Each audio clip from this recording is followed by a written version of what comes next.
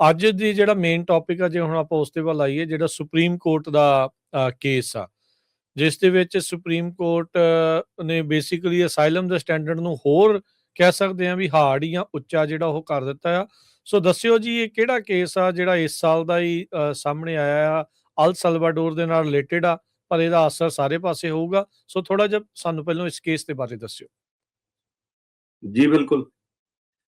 ਸੋ ਗੱਲ ਏਦਾਂ ਜੀ ਕਿ ਸੁਪਰੀਮ ਕੋਰਟ ਦਾ ਹੁਣ ਫੈਸਲਾ ਤੁਹਾਨੂੰ ਸਮਝਾਉਣ ਦਾ ਕੀ ਮਕਸਦ ਹੈਗਾ, ਠੀਕ ਹੈ, ਜਾਂ BIA ਦੇ ਜਾਂ ਸਰਕਿਟ ਕੋਰਟ ਦੇ, ਕਿ ਟੈਕਨੀਕੈਲਿਟੀ ਚ ਆਪਾਂ ਵਾਲੇ ਆਪਣੇ ਸ਼ੋਅ ਤੇ ਕਿਉਂ ਜਾਂਦੇ ਆ, ਠੀਕ ਹੈ।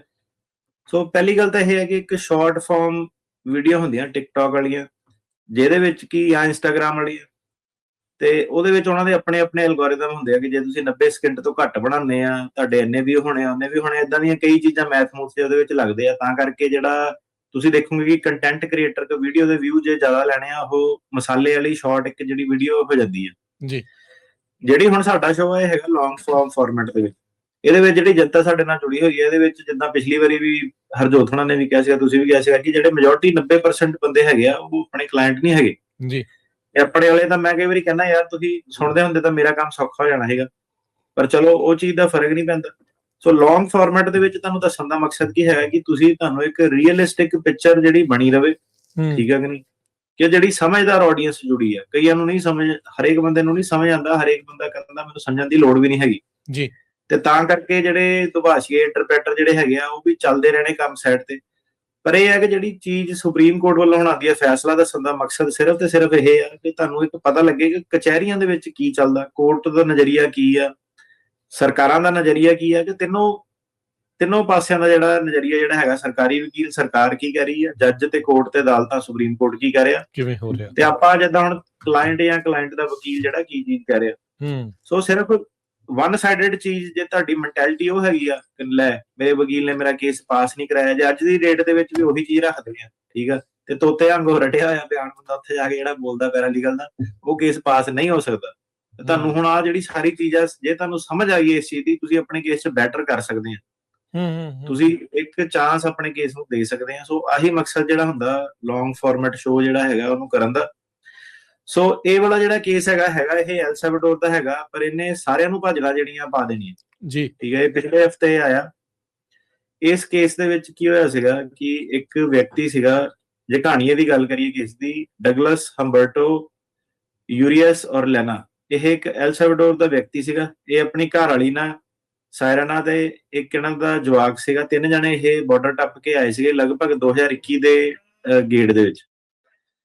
ਇਹਨਾਂ ਦੀ ਐਕਚੁਅਲ ਕਹਾਣੀ, ਇਹਨਾਂ ਦਾ ਫੈਸਲਾ 2026 ਚ ਹੋਇਆ, ਪਰ ਇਹਨਾਂ ਦੀ ਜਿਹੜੀ ਐਕਚੁਅਲ ਕਹਾਣੀ ਆ ਇਹ ਕਾਫੀ ਸਾਲ ਪਹਿਲਾਂ ਜਿਹੜੀ ਸ਼ੁਰੂ ਹੋਈ ਸੀਗੀ। ਇਹ ਕੀ ਕਹਿੰਦੇ ਸੀ ਕਿ ਆਪਾਂ ਇੱਕ ਜਿਹੜਾ ਐਲ ਸੈਲਵਾਡੋਰ ਦਾ ਹੋਮ ਟਾਊਨ ਜਿਹੜਾ ਇਹਨਾਂ ਦਾ ਸੀਗਾ, ਉੱਥੇ ਇੱਕ ਲੋਕਲ ਹਿਟਮੈਨ ਇਹਨਾਂ ਨੂੰ ਟਾਰਗੇਟ ਕਰਨ ਲੱਗ ਪਿਆ। ਹਿਟਮੈਨ ਹੁੰਦਾ ਜਿਹੜਾ ਤੁਸੀਂ ਪੈਸੇ ਦੇ ਕੇ, ਸੁਪਾਰੀ ਦੇ ਕੇ ਜਿਹੜਾ ਬੰਦਾ ਮਰਵਾਉਂਦੇ ਆ, ਹਾਂਜੀ, ਬਦਮਾਸ਼। ਤੇ ਉਹ ਲੋਕਲ ਹਿਟਮੈਨ ਜਿਹੜਾ ਸੀਗਾ ਇਹ ਡਰੱਗ ਟ੍ਰੈਫਿਕਰਾਂ ਦੇ ਨਾਲ ਵੀ ਰਲਿਆ ਹੋਇਆ ਸੀਗਾ। ਇਹ ਇਹਨਾਂ ਦੀ ਫੈਮਿਲੀ ਨੂੰ ਟਾਰਗੇਟ ਕਰਨ ਲੱਗ ਪਿਆ ਤੇ ਬੜੀ ਜ਼ਿਆਦਾ ਵਾਇਲੈਂਸ ਇਹਨਾਂ ਦੀ ਫੈਮਿਲੀ ਨਾਲ ਹੋਣ ਲੱਗ ਪਈ। ਦੋ ਜਿਹੜੇ ਇਹਦੇ ਸਟੈਪ ਬ੍ਰਦਰ ਸੀਗੇ, ਉਹਨਾਂ ਦੇ ਗੋਲੀ ਮਾਰਤੀ, ਉਹਨਾਂ ਨੂੰ ਮਾਰਤਾ। ਇਹ ਔਨ ਰੈਕਰਡ ਸੀਗਾ ਕਿ ਦੋ ਬੰਦੇ ਫੈਮਿਲੀ ਦੇ ਮਾਰਤੇ। ਤੁਸੀਂ ਨਾਲੋਂ ਨਾਲ ਇਹਨੂੰ ਆਪਣੇ ਜਿਹੜੇ ਕੇਸ ਆਉਂਦੇ ਆ ਉਦੋਂ ਉਹਨਾਂ ਨੂੰ ਵੀ ਕੰਪੇਅਰ ਕਰੀ ਜਾਏ, ਠੀਕ ਹੈ। ਹੁਣ ਦੋ ਪਰਿਵਾਰ ਮੈਂਬਰ ਉਡਾ ਦਿੱਤੇ, ਇਹ ਨਹੀਂ ਕਿ ਜਾ ਕੇ ਧਮਕੀ ਦਿੱਤੀ, ਦੋ ਪਰਿਵਾਰ ਮੈਂਬਰ ਉਡਾ ਦਿੱਤੇ। ਇਹਨਾਂ ਨੇ ਇਹਨਾਂ ਦੇ ਪਰਿਵਾਰ ਨੂੰ ਰਿਪੀਟਡਲੀ ਧਮਕੀਆਂ ਜਿਹੜੀਆਂ ਦਿੰਦੇ ਸੀਗੇ। ਇਹਨਾਂ ਕੰਟਰੀਆਂ 'ਚ ਇਹ ਚੱਲਦਾ, ਪੈਸਾ ਪੂਸਾ ਜਿਹੜੀ ਹਫਤਾ ਵਸੂਲੀ ਜਿਹੜੀ ਉਹ ਤੁਸੀਂ ਕਹਿ ਲਓ ਕਿ ਥ੍ਰੈਟ, ਏਦਾਂ ਦੀਆਂ ਜਿਹੜੀਆਂ ਚੀਜ਼ਾਂ ਇੱਥੇ ਬੜੀਆਂ ਕਾਮਨ ਜਿਹੜੀਆਂ ਹੈਗੀਆਂ। ਇਹਨਾਂ ਦੇ ਪੋਲੀਟੀਕਲ ਵਾਲੇ ਕੇਸ ਨਹੀਂ ਹੈਗੇ, ਇਹਨਾਂ ਦੇ ਜਿਹੜੇ ਕੇਸ ਆ ਵਾਇਲੈਂਸ ਵਾਲੇ ਕੇਸ ਜਿਹੜੇ ਹੁੰਦੇ ਆ, ਗੈਂਗ ਵਾਲੇ ਕੇਸ ਜਿਹੜੇ ਇਹਨਾਂ ਦੇ ਜ਼ਿਆਦਾ, ਉਹ ਪ੍ਰੋਬਲਮ ਇਹਨਾਂ ਦੀਆਂ ਜ਼ਿਆਦਾ। ਸੋ ਜਿਹੜਾ ਇਹ ਵਿਅਕਤੀ ਸੀਗਾ ਯੂਰੀਅਸ ਔਰ ਲੈਨਾ, ਇਹਨੂੰ ਵੀ ਕਈ ਵਾਰੀ ਧਮਕੀ ਮਿਲੀ ਗਨ ਪੁਆਇੰਟ ਦੇ ਉੱਤੇ, ਤੇ ਨਕਾਬਪੋਸ਼ ਬੰਦੇ ਜਿਹੜੇ ਸੀਗੇ ਮੈਂਬਰ ਕਾਰਟਲ ਦੇ ਆ ਕੇ ਇਹਨੂੰ ਤੰਗ ਪਰੇਸ਼ਾਨ ਜਿਹੜੇ ਕਰਦੇ ਸੀਗੇ। ਇੱਕ ਉਹ ਪੈਸੇ ਮੰਗਦੇ ਸੀਗੇ ਤੇ ਬੇਸਿਕਲੀ ਧਮਕੀਆਂ ਦਿੰਦੇ ਸੀਗੇ ਕਿ ਤੇਰੀ ਵੀ ਹਾਲਤ ਤੇਰੇ ਭਰਾਵਾਂ ਵਰਗੀ ਜਿਹੜੀ ਕਰ ਦੇਣੀ ਆਪਾਂ। ਦਸੰਬਰ 2020 ਚ ਇਹਨੂੰ ਕੁੱਟਿਆ ਵੀ ਉਹਨਾਂ ਨੇ ਤੇ ਕਾਫੀ ਇਹਦੇ ਸੱਟਾਂ ਸੁੱਟਾਂ ਲੱਗੀਆਂ, ਤੇ ਪਰ ਕੋਈ ਗੋਲੀ ਨਹੀਂ ਲੱਗੀ, ਟੱਕ ਵੱਟ ਏਦਾਂ ਦੀ ਚੀਜ਼ ਨਹੀਂ ਜਿਹੜੀ ਹੋਈ। ਓਕੇ, ਹੁਣ ਪਰਿਵਾਰ ਨੂੰ ਡਰ ਪੈ ਗਿਆ ਤੇ ਉਹਨਾਂ ਨੇ ਭੱਜਣ ਦੀ ਕੋਸ਼ਿਸ਼ ਕੀਤੀ ਐਲ ਸੈਲਵਾਡੋਰ ਦੇ ਵਿੱਚ। ਕਈ ਜਗ੍ਹਾ ਜਾ ਕੇ ਹੋ ਰਹੇ, ਪਰ ਜਿਹੜੀ ਧਮਕੀਆਂ ਸੀਗੀਆਂ ਉਹਨਾਂ ਨੂੰ ਜਿਹੜੀਆਂ ਮਿਲਦੀਆਂ ਰਹੀਆਂ, ਮਤਲਬ ਰੀਲੋਕੇਟ ਉਹਨਾਂ ਨੇ ਕਰਨ ਦੀ ਕੋਸ਼ਿਸ਼ ਕੀਤੀ ਪਰ ਸਕਸੈਸਫੁਲ ਨਹੀਂ ਹੋ ਸਕੇ। ਤੇ ਫਿਰ ਉਹਨਾਂ ਨੇ ਆਪਣੀ ਕੰਟਰੀ ਜਿਹੜੀ ਸੀਗੀ ਛੱਡਤੀ। ਜੂਨ 2021 ਦੇ ਵਿੱਚ ਇਹ ਅਮਰੀਕਾ ਆ ਗਏ ਤੇ ਅਮਰੀਕਾ ਆ ਕੇ ਇਹਨਾਂ ਨੇ ਅਸਾਈਲਮ ਫਾਈਲ ਕਰਤਾ। ਸੋ ਇਹ ਜਿਹੜੀ ਇਹਨਾਂ ਦੀ ਕੇਸ ਦੀ ਸਟੋਰੀ ਸੀਗੀ। ਤੇ ਮੇਨਲੀ ਇਹਦੇ ਵਿੱਚ ਸਭ ਤੋਂ ਜਿਹੜੀ ਮੇਨ ਚੀਜ਼ ਸੀ ਕਿ ਦੋ ਭਰਾਵਾਂ ਨੂੰ ਜਿਹੜੀ ਸੀਗੀ ਗੋਲੀ ਵੱਜੀ ਸੀ। ਇਹ ਚੀਜ਼ ਜਿਹੜੀ ਇਹਦੇ ਬੇਸ ਤੇ ਹਾਂਜੀ ਜੀ। ਹੁਣ ਕੀ ਸੀਗਾ ਕਿ ਇਹ ਜਿਹੜਾ ਲੀਗਲ ਫਰੇਮਵਰਕ ਹੁੰਦਾ ਅਸਾਈਲਮ ਦਾ, ਜਿਹੜੇ ਨਵੇਂ ਬੰਦੇ ਆਪਣੇ ਨਾਲ ਜੁੜੇ ਆ। ਸੋ ਅਸਾਈਲਮ ਕਿੱਦਾਂ ਕੰਮ ਕਰਦਾ? Asylum immigration and nationality act INA ਦੇ ਸੈਕਸ਼ਨ ਦੇ ਥੱਲੇ ਸਾਰੀਆਂ ਦਫਾ ਧਾਰਾਂ ਆਉਂਦੀਆਂ ਕਿ ਰਿਫਿਊਜੀ ਕੌਣ ਹੁੰਦਾ। ਉਹ ਕਹਿੰਦੇ ਰਿਫਿਊਜੀ ਉਹ ਵਾਲਾ ਬੰਦਾ ਹੁੰਦਾ ਜਿਹਨੂੰ race, religion, nationality, political opinion ਜਾਂ ਪਾਰਟਿਕੂਲਰ ਸੋਸ਼ਲ ਗਰੁੱਪ ਇਹਦੇ ਕਰਕੇ ਕੋਈ ਖਤਰਾ ਪਹੁੰਚੇ। ਸੋ ਕੀ ਚੀਜ਼ਾਂ ਤੁਸੀਂ ਦੋ ਚੀਜ਼ਾਂ ਮੇਨ ਦਿਖਾਣੀਆਂ ਹੁੰਦੀਆਂ। ਯਾਦ ਆ ਤੁਸੀਂ ਪਾਸਟ ਪਰਸੀਕਿਊਸ਼ਨ ਕਿ ਤੁਹਾਡੇ ਨਾਲ ਹਮਲਾ ਇਸ ਲੈਵਲ ਦਾ ਹੋਇਆ, ਇਹ ਬੜਾ ਮੇਨ ਪੁਆਇੰਟ ਜਿਹੜਾ ਹੈਗਾ। 9th ਸਰਕਟ ਦੀ ਜਿਹੜੇ ਸਾਰੇ ਪੰਜਾਬੀਆਂ ਦਾ ਆਪਣੇ ਕੇਸਿਸ ਆ, ਬਲਜੀਤ ਸਿੰਘ ਵਰਸਸ ਗਾਰਲੈਂਡ, ਜਿਹੜਾ ਬਲਜੀਤ ਸਿੰਘ ਵਰਸਸ ਬੌਂਡਾ ਜਿਹੜਾ ਕੇਸ ਆਇਆ ਸੀਗਾ ਦਸੰਬਰ 2025 ਚ, ਉਹਦੇ ਵਿੱਚ ਉਹਨਾਂ ਨੇ ਕਿਹਾ ਕਿ ਜੇ ਡੰਡਿਆਂ ਨਾਲ ਤੁਹਾਨੂੰ ਸੱਟਾਂ ਸੁੱਟਾਂ ਲੱਗੀਆਂ, ਕੁੱਟ ਤੁਹਾਡੀ ਹੋਈ ਆ, ਉਹਨੂੰ ਆਪਾਂ ਪਾਸਟ ਪਰਸੀਕਿਊਸ਼ਨ ਨਹੀਂ ਮੰਨਦੇ। ਮਤਲਬ ਕਿ ਆਪਾਂ ਸਿਰਫ ਜਿਹੜੀ ਗੰਭੀਰ ਸੱਟ ਆ ਉਹਨੂੰ ਹੀ ਪਾਸਟ ਪਰਸੀਕਿਊਸ਼ਨ ਮੰਨਦੇ ਆ। ਇਹ ਬਲਜੀਤ ਸਿੰਘ ਵਰਸਸ ਬੌਂਡਾ ਜਿਹੜਾ ਦਸੰਬਰ 2025 ਚ ਫੈਸਲਾ ਆਇਆ ਸੀਗਾ, ਉਹਨੇ ਕਿਹਾ। ਉਹਦੇ ਵਿੱਚ ਸਰਕਿਟ ਕੋਰਟ ਨੇ ਜਿਹੜੇ ਜੱਜ ਸੀਗੇ, ਉਹਨੇ ਹੋਰ ਸਰਕਿਟ ਕੋਰਟ ਦੇ ਜੱਜਾਂ ਤੇ ਵੀ ਓਪੀਨੀਅਨ ਦਿੱਤਾ ਕਿ 9th ਸਰਕਿਟ ਨੂੰ ਬੇਸਿਕਲੀ ਉਹਨਾਂ ਨੇ ਤਾਨਾ ਮਾਰਿਆ, ਜੱਜ ਨੇ, ਬਲਜੀਤ ਸਿੰਘ ਵਰਸਸ ਬੌਂਡਾ ਵਾਲੇ ਦੇ ਵਿੱਚ, ਕਿ ਭਾਈ ਜਿਹੜਾ 9th ਸਰਕਿਟ ਹੈਗਾ ਉਹ ਆਪਣੀ ਮਰਜ਼ੀਆਂ ਕਰਦਾ। ਕਈ ਵਾਰੀ ਉਹ ਹਾਕੀ ਸਟਿਕ ਵਾਲੇ ਕੇਸ ਪਾਸ ਕਰ ਦਿੰਦਾ, ਕਈ ਵਾਰੀ ਉਹ ਫੇਲ ਕਰ ਦਿੰਦਾ। ਜੱਜਾਂ ਨੇ ਆਪਣੀ ਮਰਜ਼ੀ ਦਾ ਸਟੈਂਡਰਡ ਬਣਾ ਲਿਆ, ਟੋਟੈਲਿਟੀ ਆਫ ਸਰਕਮਸਟੈਂਸਸ, ਜਿਹਦੇ ਵਿੱਚ ਕੀ ਕਈ ਵਾਰੀ ਉਹ ਸਿਰਫ ਧਮਕੀਆਂ ਜਿਹੜੀਆਂ ਮਿਲੀਆਂ ਹੁੰਦੀਆਂ ਉਹਦੇ ਬੇਸ ਤੇ, ਜਾਂ ਘਰਦਿਆਂ ਨੂੰ ਧਮਕੀਆਂ ਮਿਲਦੀਆਂ ਬੰਦੇ ਦੇ ਇੱਥੇ ਆਉਣ ਤੋਂ ਬਾਅਦ ਚ, ਉਹਨਾਂ ਦੇ ਬੇਸ ਤੇ ਜਿਹੜਾ ਕੇਸ ਪਾਸ ਕਰ ਦਿੰਦੇ ਆ ਜੀ। ਤੇ ਉਹਦੇ ਵਿੱਚ ਜਿਹੜਾ ਸੀਗਾ ਸਰਕਿਟ ਕੋਰਟ ਦੇ ਜੱਜ ਨੇ ਕਿਹਾ ਕਿ ਇਹ ਸੁਪਰੀਮ ਕੋਰਟ ਨੂੰ ਫੈਸਲਾ ਜਿਹੜਾ ਦੇਖਣਾ ਚਾਹੀਦਾ, ਕਿਉਂਕਿ ਜਿਹੜਾ 9th ਸਰਕਿਟ ਆ ਉਹ ਆਪਣੀ ਮਰਜ਼ੀਆਂ ਕਰਕੇ ਉਹ ਅਸਾਈਲਮ ਨੂੰ ਜਿਹੜਾ ਵਧਾਉਣਾ ਚਾਹੁੰਦਾ ਹੈਗਾ। ਸੋ ਸਰਕਿਟ ਕੋਰਟ ਦੇ ਜੱਜ ਨੇ ਸਰਕਿਟ ਕੋਰਟ ਦੇ ਜੱਜਾਂ ਦੇ ਖਿਲਾਫ ਹੀ ਤਾਨਾ ਜਿਹੜਾ ਕੱਸਤਾ। ਜਿਹੜਾ ਬਲਜੀਤ ਸਿੰਘ ਵਰਸਸ ਬੌਂਡਾ ਜਿਹੜਾ ਕੇਸ ਸੀਗਾ, ਉਸ ਤੋਂ ਬਾਅਦ ਕੀ ਹੋਣਾ ਸ਼ੁਰੂ ਹੋਇਆ ਕਿ ਜਿਹੜੇ ਸਰਕਾਰੀ ਵਕੀਲ ਸੀਗੇ ਉਹ ਕੋਰਟ 'ਚ ਜਾਂਦੇ ਸੀਗੇ, ਉਹ ਕਹਿੰਦੇ ਸੀਗੇ ਕਿ ਜਿਹੜਾ ਸਾਡੇ ਮੂਹਰੇ ਕੇਸ ਆ ਸਾਨੂੰ ਸੁਣਨ ਦੀ ਵੀ ਲੋੜ ਨਹੀਂ ਹੈਗੀ, ਕਿਉਂਕਿ ਇਹਦਾ ਜਿਹੜਾ ਫੈਕਟ ਪੈਟਰਨ ਹੈਗਾ ਇਹ ਬਲਜੀਤ ਸਿੰਘ ਵਰਸਸ ਬੌਂਡੇ ਨਾਲ ਮਿਲਦਾ। ਬੰਦੇ ਨੂੰ ਸਿਰਫ ਹਾਕੀ ਸਟਿਕਾਂ ਡੰਡਿਆਂ ਨਾਲ ਕੁੱਟ ਪਰੇਡ ਇਹਦੀ ਹੋਈ ਆ, ਜਿਹੜਾ ਕਿ ਸਰਕਿਟ ਕੋਰਟ ਨੇ ਆਲਰੇਡੀ ਕਹਿਤਾ ਕਿ ਉਹਨੂੰ ਆਪਾਂ ਪਾਸਟ ਪਰਸੀਕਿਊਸ਼ਨ ਨਹੀਂ ਮੰਨਦੇ ਹੈਗੇ। ਉਹ ਕਹਿੰਦੇ ਕਿ ਇਹਦੇ ਬੇਸ ਤੇ ਆਪਾਂ ਜਿੰਨੀਆਂ ਇਹ ਗੱਲਾਂ ਕਹਿ ਰਹੇ ਆਪਣੀ ਕਹਾਣੀ 'ਚ ਜੋ ਇਹ ਦੱਸ ਰਿਹਾ ਆਪਾਂ ਸਾਰੀਆਂ ਸੱਚ ਮੰਨ ਲੈਂਦੇ ਆ, ਉਸ ਤੋਂ ਬਾਅਦ ਵੀ ਇਹ ਕੇਸ ਨਹੀਂ ਜਿੱਤ ਸਕਦਾ, ਕਿਉਂਕਿ 9th ਸਰਕਿਟ ਨੇ ਪਹਿਲਾਂ ਹੀ ਉਹ ਚੀਜ਼ ਕਹਿਤੀ ਹੈ ਕਿ ਕੋਈ ਇਹਦੇ ਟੱਕ ਨਹੀਂ ਲੱਗਾ, ਕੋਈ ਇਹਦੀ ਉਂਗਲ ਮਿਸਿੰਗ ਨਹੀਂ ਹੈਗੀ, ਕੋਈ ਇਹਦੀ ਬਾਂਹ ਨਹੀਂ ਟੁੱਟੀ, ਕੋਈ ਇਹਦੇ ਟਾਂਕੇ ਨਹੀਂ ਲੱਗੇ, ਸਰੀਰ ਤੇ ਕੋਈ ਸੱਟ ਨਹੀਂ ਹੈਗੀ। ਸੋ ਇਹਦੇ ਵਿੱਚ ਫਿਰ ਕੀ ਹੋਣ ਲੱਗ ਪਿਆ ਕਿ ਕੋਰਟ ਦੇ ਵਿੱਚ ਉਹਨਾਂ ਨੇ ਮੋਸ਼ਨ ਪਾਣੀ ਸ਼ੁਰੂ ਕਰਤੀ ਕਿ ਇਹਦੇ ਬੇਸ ਤੇ ਸਿੱਧਾ ਤੁਸੀਂ ਜਿਹੜਾ ਫੈਸਲਾ ਕਰੋ। ਤੇ ਜਿਹੜੇ ਸਟ੍ਰਿਕਟ ਜੱਜ ਸੀਗੇ, ਜਿਹੜਾ ਤੁਸੀਂ ਮੈਨੂੰ ਸਵਾਲ ਪੁੱਛਿਆ ਕਿ ਕੋਰਟਾਂ ਦੇ ਵਿੱਚ ਕੀ ਚੱਲਦਾ, ਕਈ ਜੱਜ ਤਾਂ ਤਰੀਕ ਪੂਰੀ ਸੁਣ ਲੈਂਦੇ ਸੀਗੇ, ਕਈ ਜੱਜ ਜਿਹੜੇ ਸੀਗੇ 5 ਮਿੰਟਾਂ ਦੇ ਵਿੱਚ ਕੇਸ ਨੂੰ ਪ੍ਰੀ ਟਰਮਿਨੇਟ ਕਰ ਦਿੰਦੇ ਸੀਗੇ ਕਿ ਆਪਾਂ ਸਾਨੂੰ ਸੁਣਨ ਦੀ ਲੋੜ ਹੀ ਨਹੀਂ ਹੈਗੀ ਕੇਸ। ਠੀਕ ਹੈ। ਹੁਣ ਇਹਦੇ ਵਿੱਚ ਮਸਲਾ ਇਹ ਪੈ ਗਿਆ ਕਿ ਉਹੀ ਕੇਸ ਜਿਨ੍ਹਾਂ ਦੇ ਵਿੱਚ ਵਾਕਈ ਸਰੀਰ ਦੇ ਉੱਤੇ ਹੁਣ ਤੱਕ ਜਿਹੜੇ ਹਮਲਿਆਂ ਦੇ ਨਿਸ਼ਾਨ ਆ, ਡੂੰਘੀ ਸੱਟ ਜਿਹਨੂੰ ਵੱਜੀ ਆ, ਉਹਦੇ ਵਿੱਚ ਜਿਹੜਾ ਕੋਰਟ ਨੂੰ ਜਿਹੜਾ ਕੇਸ ਪੂਰਾ ਸੁਣਨਾ ਪਊਗਾ। ਜਿਹੜੇ ਘੱਟ ਸੱਟਾਂ ਲੱਗੀਆਂ ਜਾਂ ਨਹੀਂ ਲੱਗੀਆਂ ਉਹਨੂੰ ਉਹ ਪਾਸਟ ਪਰਸੀਕਿਊਸ਼ਨ ਇਨਫ ਨਹੀਂ ਹੈਗੀ, ਉਹਦੇ ਬੇਸ ਤੇ ਜਿਹੜੇ ਸੀਗੇ ਜੱਜ ਡਿਨਾਈ ਕਰਨ ਲੱਗ ਪਏ। ਮਤਲਬ ਹਾਕੀ ਸਟਿਕ ਵਾਲੇ ਕੇਸ ਉਹ ਡਿਨਾਈ ਕਰਨ ਲੱਗ ਪਏ, 2 ਹਮਲਿਆਂ ਵਾਲੇ 3 ਹਮਲਿਆਂ ਵਾਲੇ, ਜਿਨ੍ਹਾਂ ਦੇ ਵਿੱਚ ਬਸ ਡੰਡਿਆਂ ਨਾਲ ਹਾਕੀ ਸਟਿਕਾਂ ਨਾਲ ਕੁੱਟ ਪਈ ਆ, ਡਾਟ ਨਹੀਂ ਵੱਜਾ ਜਾਂ ਡਾਟ ਘੁੰਮ ਕੇ ਗਿਆ ਪਰ ਸਰੀਰ ਨੂੰ ਟੱਚ ਨਹੀਂ ਹੋਇਆ, ਉਦਾਂ ਦੇ ਸਾਰੇ ਕੇਸ ਜਿਹੜੇ ਸੀਗੇ ਉਹ ਰਿਜੈਕਟ ਕਰਨ ਲੱਗ ਪਏ। ਠੀਕ ਹੈ, ਭਾਵੇਂ ਤੁਸੀਂ ਸਾਰਾ ਕੁਝ ਸਹੀ ਵੀ ਕਰ ਦੋ। ਦੂਜੀ ਚੀਜ਼ ਇਹਦੇ ਵਿੱਚ ਕੀ ਆ ਜਾਂਦੀ ਹੈ ਕਿ ਜੇ ਤੁਸੀਂ ਪਾਸਟ ਪਰਸੀਕਿਊਸ਼ਨ ਨਹੀਂ ਸ਼ੋ ਕਰ ਸਕਦੇ ਤਾਂ ਤੁਸੀਂ ਇਹ ਸ਼ੋ ਕਰ ਸਕਦੇ ਆ ਕਿ ਤੁਹਾਨੂੰ well founded fear of future persecution ਹੈਗਾ, ਕਿ ਫਿਊਚਰ ਦੇ ਵਿੱਚ ਵੀ ਤੁਹਾਡੇ ਨਾਲ ਧੱਕਾ ਜਿਹੜਾ ਹੋ ਸਕਦਾ ਜੀ। WWF well founded fear of future persecution, WWF ਕਹਿਤਾ, ਉਹ ਲੜਨ ਨਾਲ ਇਹ ਜਿਹੜਾ ਹਾਂਜੀ। ਸੋ ਇਹਦੇ ਵਿੱਚ ਇਹ ਹੈਗਾ ਕਿ ਬਰਡਨ ਹਾਈ ਹੋ ਜਾਂਦਾ ਤੁਹਾਡੇ ਉੱਤੇ ਆ ਜਾਂਦਾ। ਜੇ ਤਾਂ ਤੁਸੀਂ ਪਾਸਟ ਪਰਸੀਕਿਊਸ਼ਨ ਸ਼ੋ ਕਰ ਦੋ, ਤੁਹਾਨੂੰ ਕੁੱਟ ਪਈ ਸੀਗੀ ਉਸ ਲੈਵਲ ਦੀ, ਠੀਕ ਹੈ, ਫਿਰ ਤਾਂ ਜਿਹੜੀ ਜ਼ਿੰਮੇਵਾਰੀ ਪੈ ਜਾਂਦੀ ਸਰਕਾਰ ਦੇ ਉੱਤੇ। ਉਹਨਾਂ ਨੇ ਸ਼ੋ ਕਰਨਾ ਹੁੰਦਾ ਕਿ ਇਹਨੂੰ ਫਿਊਚਰ 'ਚ ਕੋਈ ਖਤਰਾ ਨਹੀਂ ਜਾਂ ਕਿਤੇ ਹੋਰ ਜਾ ਕੇ ਸੇਫ ਰਹਿ ਸਕਦਾ। ਪਰ ਜੇ ਤੁਸੀਂ ਪਾਸਟ ਪਰਸੀਕਿਊਸ਼ਨ ਸ਼ੋ ਕਰਤੀ, ਤੁਹਾਡੇ ਟੱਕ ਟੁੱਕ ਲੱਗਾ ਸਰੀਰ ਦੇ ਉੱਤੇ, ਤਾਂ ਜਿਹੜੀ ਸੋ ਪਾਸਟ ਪਰਸੀਕਿਊਸ਼ਨ ਦੀ ਜਦੋਂ ਡੈਫੀਨੇਸ਼ਨ ਮੀਟ ਹੋ ਜਾਂਦੀ ਆ ਤੇ ਫਿਰ ਜਿਹੜੀ ਜ਼ਿੰਮੇਵਾਰੀ ਆ ਉਹ ਸਾਡੇ ਤੋਂ ਹਟ ਕੇ ਸਰਕਾਰ ਤੇ ਸ਼ਿਫਟ ਕਰ ਜਾਂਦੀ ਆ। ਉਹ ਸ਼ੋ ਕਰਨ ਕਿ ਬੰਦੇ ਨੂੰ ਫਿਊਚਰ ਦੇ ਵਿੱਚ ਖਤਰਾ ਹੈਗਾ ਕਿ ਨਹੀਂ ਹੈਗਾ। ਤੇ ਸਰਕਾਰ ਜ਼ਿਆਦਾਤਰ ਆਪਣਾ ਕਈ ਵਾਰੀ ਹੋਮਵਰਕ ਵੀ ਨਹੀਂ ਕਰਕੇ ਆਉਂਦੀ, ਇੰਨਾ ਡਿਟੇਲ ਉਹਨਾਂ ਨੂੰ ਪਤਾ ਵੀ ਨਹੀਂ ਹੁੰਦੀਆਂ ਹਰੇਕ ਏਰੀਆ ਦੀ। ਠੀਕ ਹੈ। ਤੇ ਜ਼ਿਆਦਾਤਰ ਤੁਸੀਂ ਸੱਟ ਜਦੋਂ ਸ਼ੋਅ ਕਰ ਦਿੰਦੇ ਸੀਗੇ, ਸੱਟ ਤੁਹਾਡੀ ਜ਼ਿਆਦਾ ਹੁੰਦੀ ਸੀ, ਉਹਦੇ ਬੇਸ ਤੇ ਤੁਹਾਡਾ ਕੇਸ ਕਾਫੀ ਸਟਰੋਂਗ ਹੋ ਜਾਂਦਾ ਸੀਗਾ ਤੇ ਕੇਸ ਤੁਸੀਂ ਤਕਰੀਬਨ ਜਿਹੜੇ ਹਾਲਾਤਾਂ ਦੇ ਵਿੱਚ ਕੇਸ ਜਿਹੜਾ ਜਿੱਤ ਜਾਂਦੇ ਸੀ ਜਿਹਨਾਂ ਦੇ ਸੱਟਾਂ ਲੱਗੀਆਂ। ਠੀਕ ਹੈ। ਹੁਣ ਜਿਹਨਾਂ ਦੇ ਸੱਟਾਂ ਨਹੀਂ ਲੱਗੀਆਂ, ਸਰੀਰ ਸਾਰਾ ਐਨ ਪਲੇਨ, ਕੋਈ ਟੱਕ ਟੁੱਕ ਕੁਛ ਨਹੀਂ, ਕੁੱਟ ਨਹੀਂ, ਨਿਸ਼ਾਨ ਨਹੀਂ, ਕੋਈ ਐਕਸਰੇ ਨਹੀਂ, ਕੋਈ MRI ਨਹੀਂ, ਸਿਰਫ ਡੰਡਿਆਂ ਨਾਲ ਕੁੱਟ ਪਈ ਸੀਗੀ। ਉਹਨੂੰ ਜਦੋਂ ਪੁੱਛਦੇ ਆ ਕਿੰਨੀ ਦੇਰ ਕੁੱਟ ਪਈ ਸੀ, ਉਹ 1 ਮਿੰਟ ਕੁੱਟ ਪਈ ਸੀਗੀ, 2 ਮਿੰਟ ਪਈ ਸੀਗੀ। ਜੇ ਜ਼ਿਆਦਾ ਪਈ ਆ ਉਹਨੂੰ ਪੁੱਛਦੇ ਤੇਰੀ ਹੱਡੀ ਕਿਉਂ ਨਹੀਂ ਟੁੱਟੀ, ਕਿ ਜਦ ਤੈਨੂੰ ਕੁੱਟਿਆ ਉਹਨਾਂ ਨੇ ਜ਼ੋਰ ਦੀ ਨਹੀਂ ਕੁੱਟਿਆ। ਇਦਾਂ ਦੇ ਕਈ ਸਵਾਲ ਜਿਹੜੇ ਕੋਰਟ ਦੇ ਵਿੱਚ ਜਿਹੜੇ ਆ ਜਾਂਦੇ ਆ। ਠੀਕ ਹੈ। ਸੋ ਇਹ ਹੁਣ ਤੁਹਾਨੂੰ ਚੀਜ਼ਾਂ ਕਿਉਂ ਦੱਸ ਰਿਹਾ, ਤੁਸੀਂ ਇਹ ਕੇਸ ਨੂੰ ਸਮਝੋ, ਕੇਸ ਜਿਹੜਾ ਕੀ ਹੁੰਦਾ। ਇਹ ਕੋਈ ਏਦਾਂ ਨਹੀਂ ਕਿ ਵਕੀਲ ਨੇ ਆ ਕੇ ਕੁਝ ਕਹਿਤਾ ਜਾਂ ਟਿਕਟੌਕ ਤੇ ਕੁਝ ਕਹਿਤਾ ਉਹਦੇ ਨਾਲ ਬੰਦੇ ਦਾ ਕੇਸ ਪਾਸ ਹੋ ਜਾਣਾ, ਏਦਾਂ ਨਹੀਂ ਹੁੰਦਾ। ਉਹਨੇ ਜਦੋਂ ਬੰਦਾ ਤੁਸੀਂ ਕੁਰਸੀ ਤੇ ਬਹਿਣਾ, ਉਹਨੇ ਤੁਹਾਨੂੰ 1000 ਸਵਾਲ ਪੁੱਛਣੇ ਆ ਕਿ ਤੂੰ ਜੇ ਕਹਿ ਰਿਹਾ ਕਿ ਕੁੱਟ ਘੱਟ ਲੱਗੀ ਸੀ ਤਾਂ ਤੇਰੀ ਆਹ ਵਾਲੀ ਪ੍ਰੋਬਲਮ ਆ, ਜੇ ਤੂੰ ਕਹਿ ਰਿਹਾ ਕਿ ਕੁੱਟ ਤੈਨੂੰ 10 ਮਿੰਟ ਪਈ ਸੀ ਤਾਂ ਫਿਰ ਤੇਰੀ ਆਹ ਵਾਲੀ ਪ੍ਰੋਬਲਮ ਆ ਕਿ ਭਾਈ ਤੈਨੂੰ ਜੇ 5 ਜਣੇ ਕੁੱਟਦੇ ਸੀ ਤੇਰੀ ਹੱਡੀ ਕਿਉਂ ਨਹੀਂ ਟੁੱਟੀ, ਇਲਾਜ ਕੀ ਹੋਇਆ ਤੇਰਾ, ਹਸਪਤਾਲ 'ਚ ਕਿੰਨੀ ਦੇ ਰਿਹਾ। ਕਾਫੀ ਸਾਰੀਆਂ ਡਿਟੇਲਾਂ ਜਿਹੜੀਆਂ ਉਹ ਪੁੱਛਦੇ ਸੀ। ਸੋ ਹੁਣ ਇਮੀਗ੍ਰੇਸ਼ਨ ਜੱਜ ਨੇ ਇਸ ਕੇਸ ਦੇ ਵਿੱਚ ਕੀ ਕੀਤਾ ਕਿ ਉਹ ਕਹਿੰਦਾ ਕਿ ਮੈਂ ਇਹਦੀ ਸਾਰੀ ਗੱਲ ਮੰਨਦਾ, ਇਹ ਕ੍ਰੈਡੀਬਲ ਹੈਗਾ, ਇਹ ਝੂਠ ਨਹੀਂ ਬੋਲਦਾ। ਓਕੇ। ਤੇ ਪਰ ਭਾਵੇਂ ਇਹ ਕ੍ਰੈਡੀਬਲ ਹੈਗਾ, ਇਹਦਾ ਮਤਲਬ ਇਹ ਨਹੀਂ ਹੈਗਾ ਕਿ ਇਹਨੂੰ ਅਸਾਈਲਮ ਮਿਲਣਾ ਚਾਹੀਦਾ, ਕਿਉਂਕਿ ਜਿਹੜੀ ਇਹਨੇ ਸੱਟ ਦੱਸੀ ਆ ਉਹ ਪਰਸੀਕਿਊਸ਼ਨ ਦੇ ਲੈਵਲ ਤੇ ਨਹੀਂ ਪਹੁੰਚੀ ਹੈਗੀ। ਇਹ ਜੱਜ ਨੇ, ਇਹਦਾ ਇਮੀਗ੍ਰੇਸ਼ਨ ਜੱਜ ਨੇ ਫੈਸਲਾ ਦਿੱਤਾ। ਉਹ ਕਹਿੰਦਾ ਕਿ ਇਹ ਐਲ ਸੈਲਵਾਡੋਰ ਦੇ ਵਿੱਚ ਕਿਤੇ ਹੋਰ ਜਾ ਕੇ ਰਹਿ ਸਕਦਾ ਤੇ ਨਾ ਹੀ ਇਹਨੂੰ ਕੋਈ ਟੌਰਚਰ ਦਾ ਜਾਂ ਕੁਛ ਏਦਾਂ ਪੁਲਿਸ ਨੇ ਕੀਤਾ ਜਾਂ ਸਰਕਾਰ ਨੇ ਕੀਤਾ ਤੇ ਇਹਨੂੰ ਅਸਾਈਲਮ ਨਹੀਂ ਮਿਲ ਸਕਦਾ, ਕਿਉਂਕਿ ਇਹਦੀ ਜਿਹੜੀਆਂ ਸੱਟਾਂ ਸੀਗੀਆਂ ਗੰਭੀਰ ਨਹੀਂ ਹੈਗੀਆਂ। ਪਾਸਟ ਪਰਸੀਕਿਊਸ਼ਨ ਜਿਹੜੀ ਇਹ ਡੈਫੀਨੇਸ਼ਨ ਮੀਟ ਨਹੀਂ ਕਰਦਾ। ਇਹ ਹੁਣ ਕੇਸ ਜੱਜ ਤੋਂ ਫੇਲ ਹੋ ਗਿਆ, ਇਹ BIA ਦੇ ਕੋਲ ਚਲ ਗਿਆ, ਬੋਰਡ ਆਫ ਇਮੀਗ੍ਰੇਸ਼ਨ ਅਪੀਲਸ।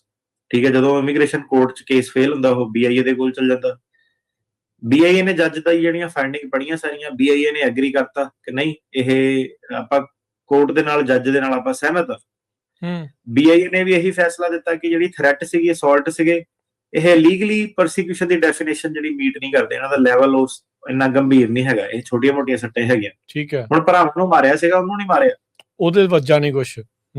ਹਾਂਜੀ। ਹੁਣ ਇਹੀ ਚੀਜ਼ ਆ ਗਈ ਨਾ ਜੀ, ਕਈ ਵਾਰੀ ਸਰਕਟ ਕੋਰਟ ਤੁਸੀਂ ਕਹਿ ਲਓ ਕਿ ਉਹ ਕਹੂਗਾ ਕਿ ਨਹੀਂ ਭਰਾਵਾਂ ਨੂੰ ਵੀ ਗੋਲੀ ਵੱਜੀ ਆ, ਇਹਨੂੰ ਵੀ ਹੌਕੀਆਂ ਪਈਆਂ, ਇਹਦੇ ਘਰਦਿਆਂ ਨੂੰ ਹੁਣ ਤੱਕ ਧਮਕੀਆਂ ਦਿੰਦੇ ਆ, ਇਸ ਵੇਸ ਤੇ ਇਹਦਾ ਕੇਸ ਅਪਰੂਵ ਕਰਨਾ ਚਾਹੀਦਾ ਜੀ।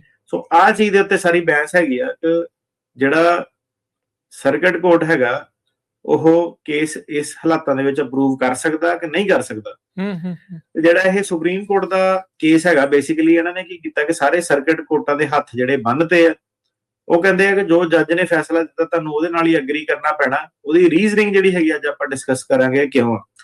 ਜੇ ਤਾਂ ਇਹਨੂੰ ਸਿੰਪਲ ਸ਼ਬਦਾਂ ਦੇ ਵਿੱਚ ਲੈਣਾ ਕਿ ਨਹੀਂ, ਸਾਨੂੰ ਮੁੱਖ ਤੌਰ ਤੇ ਦੱਸੋਗੇ ਕੀ ਚੀਜ਼ ਹੋਈ ਆ। ਸੋ ਇਹ ਚੀਜ਼ ਹੋਈ ਹੈ ਕਿ ਸੁਪਰੀਮ ਕੋਰਟ ਨੇ ਜਿਹੜਾ ਸੀਗਾ ਸਰਕਟ ਕੋਰਟ ਦੇ ਹੱਥ ਬੰਨ੍ਹਤੇ। ਜਿੱਦਾਂ ਹੁਣ 9th ਸਰਕਟ ਸੀਗਾ, ਬੜੀ ਵਧੀਆ ਚੀਜ਼ ਸੀਗੀ, ਇੱਕ ਉੱਥੇ ਕਾਫੀ ਜਿੱਤਾਂ ਜਿਹੜੀਆਂ ਹੁੰਦੀਆਂ ਸੀਗੀਆਂ ਤੇ ਉਹਨਾਂ ਨੇ ਪਾਵਰਾਂ ਖੋਲੀਆਂ ਉਹਨਾਂ ਦੀਆਂ ਕਿ ਨਹੀਂ, ਤੁਹਾਨੂੰ ਜਿਹੜਾ ਸੀਗਾ ਜੱਜ ਦੇ ਨਾਲ, BIA ਦੇ ਨਾਲ ਜਿਹੜਾ ਐਗਰੀ ਕਰਨਾ ਪੈਣਾ। ਅਨਲੈਸ ਏਦਾਂ ਦੇ ਹਾਲਾਤ ਹੈਗੇ ਕਿ ਹਰੇਕ ਜੱਜ ਜਿਹੜਾ ਸੀਗਾ ਉਹਨੇ ਫੈਸਲਾ, ਜੇ ਤਾਂ ਉਹ ਇਹ ਜਿਹੜਾ ਸਟੈਂਡਰਡ ਹੈਗਾ ਕਿ ਕਿਹੜਾ ਸਟੈਂਡਰਡ ਸੁਪਰੀਮ ਕੋਰਟ ਨੇ ਜਿਹੜਾ ਚੂਜ਼ ਕੀਤਾ, ਇਸ ਚੀਜ਼ ਬਾਰੇ ਇਹ ਜਿਹੜਾ ਕੇਸ ਹੈਗਾ ਤੇ ਉਹਦੇ ਬਾਰੇ ਆਪਾਂ ਜਿਹੜੀ ਗੱਲ ਕਰਾਂਗੇ। ਠੀਕ ਹੈ। ਸੋ ਹਾਂਜੀ ਜੀ, ਗੋ ਹੈਡ। ਜੇ ਤੁਸੀਂ ਇਹਦੇ ਵਿੱਚ ਹੋਰ ਐਡ ਕਰਨਾ ਜਾਂ ਮੈਂ ਇਸ ਦੇ ਬਾਬਤ ਮੈਂ ਫਿਰ ਤੁਹਾਨੂੰ ਕੁਐਸਚਨ ਜਿਹੜਾ ਉਹ ਥੋੜਾ ਜਿਹਾ ਜਿਹੜਾ ਪੁੱਛ ਲੈਂਦੇ ਆ ਵੀ। ਤੁਸੀਂ ਪੁੱਛੋ ਜੀ। ਹਾਂਜੀ। ਸੋ ਅਟਾਰਨੀ ਟਿਰਕੈਨਾ ਜੀ, ਹੁਣ ਜਿੱਦਾਂ ਤੁਸੀਂ ਦੱਸ ਰਹੇ ਵੀ ਸਟੈਂਡਰਡ ਕਾਫੀ ਹਾਈ ਕਰਤਾ, ਉਹ ਸਟੈਂਡਰਡ ਨੂੰ ਹੁਣ ਮੀਟ ਕਰਨਾ ਜਿਹੜਾ ਅਸਾਈਲੀ ਆ ਉਹਦੇ ਲਈ ਕਾਫੀ ਹਾਰਡ ਹੋਊਗਾ। ਪਾਸਟ ਪਰਸੀਕਿਊਸ਼ਨ ਕਿਵੇਂ ਆ, ਫਿਊਚਰ ਪਰਸੀਕਿਊਸ਼ਨ ਕੀ ਆ, ਇਹਦੇ ਇਰਦ ਗਿਰਦ ਸਾਰਾ ਘੁੰਮ ਰਿਹਾ। ਇਹ ਕੋਈ ਸ਼੍ਰੀਲੰਕਨ ਬੰਦੇ ਦਾ ਵੀ ਸੀਗਾ ਜਿਹਨੇ ਉਦੋਂ ਇੱਕ ਵਾਰੀ ਕਿਹਾ ਸੀਗਾ ਵੀ ਮੈਨੂੰ ਪਤਾ ਨਹੀਂ ਕਿੰਨੇ ਮੈਨੂੰ ਕੁੱਟ ਛੱਡਿਆ, ਉਹ ਵੀ ਵਿੱਚ ਨਾਲ ਆ ਜਾਂਦੀ ਹੈ ਚੀਜ਼। ਉਹ ਵੀ ਇੱਕ ਸੁਪਰੀਮ ਕੋਰਟ ਨੇ ਉਦੋਂ ਫੈਸਲਾ ਜਿਹੜਾ ਉਹ ਦਿੱਤਾ ਸੀਗਾ ਵੀ ਕਹਿੰਦੇ ਜਦੋਂ ਤੁਹਾਨੂੰ ਪਤਾ ਹੀ ਨਹੀਂ ਵੀ ਕਿੰਨੇ ਕੁੱਟਿਆ ਤੇ ਉਹ ਵੀ ਇੱਕ ਐਂਗਲ ਜਿਹੜਾ ਉਹ ਨਾਲ ਦੇ ਨਾਲ ਜਿਹੜਾ ਉਹ ਆ ਜਾਂਦਾ ਆ। ਸੋ ਇਹਦੇ ਵਿੱਚ ਜਿਹੜਾ ਹੁਣ ਜਿਹੜੀ ਇੱਕ ਅਸਾਈਲਮ ਦੀ ਰਿਕੁਆਇਰਮੈਂਟ ਆ, ਇੱਕ ਲੀਗਲ ਫਰੇਮਵਰਕ ਆ, ਇਸ ਕੇਸ ਦੇ ਨਾਲ ਫਿਰ ਕਿਵੇਂ ਚੇਂਜ ਹੋਊਗਾ? ਜੀ ਬਿਲਕੁਲ। ਸੋ ਫਰੇਮਵਰਕ ਤੁਹਾਨੂੰ ਸਮਝਾਤਾ ਕਿ race, religion, political opinion, particular social group, ਇਹਦੇ ਬੇਸ ਤੇ ਨੁਕਸਾਨ ਹੋਣਾ ਚਾਹੀਦਾ।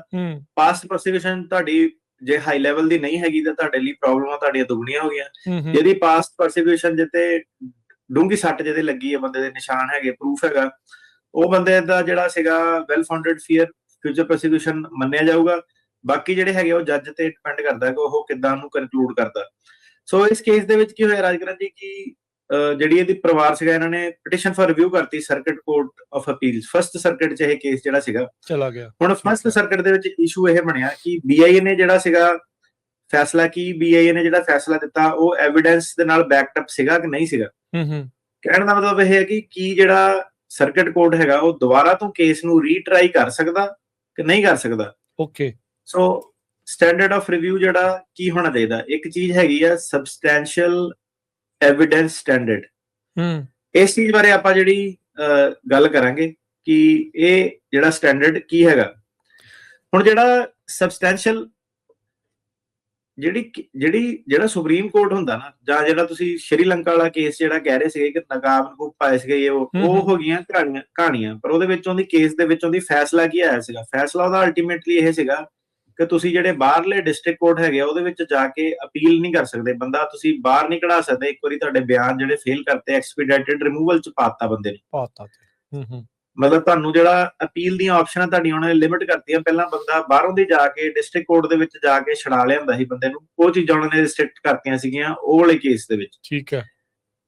ਇਹ ਵਾਲੇ ਕੇਸ ਦੇ ਵਿੱਚ ਜਿਹੜੀ ਆਪਾਂ ਅੱਜ ਗੱਲ ਕਰ ਰਹੇ ਹਾਂ, ਇਹਦੇ ਵਿੱਚ ਉਹਨਾਂ ਨੇ ਕੀ ਸਬਸਟੈਂਸ਼ੀਅਲ ਐਵੀਡੈਂਸ ਸਟੈਂਡਰਡ ਅਪਲਾਈ ਹੋਣਾ ਚਾਹੀਦਾ ਕਿ ਨਹੀਂ ਹੋਣਾ ਚਾਹੀਦਾ, ਉਸ ਚੀਜ਼ ਤੇ ਸਿਰਫ ਇੱਕ ਉਸ ਚੀਜ਼ ਤੇ ਬਹਿਸ ਹੋ ਰਹੀ ਹੈ। ਹੁਣ ਗੱਲ ਸੁਣਨ ਨੂੰ ਬੜੀ ਸੌਖੀ ਜੀ ਲੱਗਦੀ ਹੈ, ਪਰ ਇਹਨਾਂ ਚੇਂਜਸ ਕੀ ਆਉਂਦੇ ਆ। ਹਾਂਜੀ। ਸੋ ਜਿਹੜਾ ਸਬਸਟੈਂਸ਼ੀਅਲ ਐਵੀਡੈਂਸ ਸਟੈਂਡਰਡ ਹੈਗਾ, ਪਹਿਲੀ ਚੀਜ਼ ਤਾਂ ਹੈ ਕੀ ਹੈਗਾ, ਐਵੀਡੈਂਸ਼ਰੀ ਸਟੈਂਡਰਡ ਹੁੰਦੇ ਕੀ ਆ?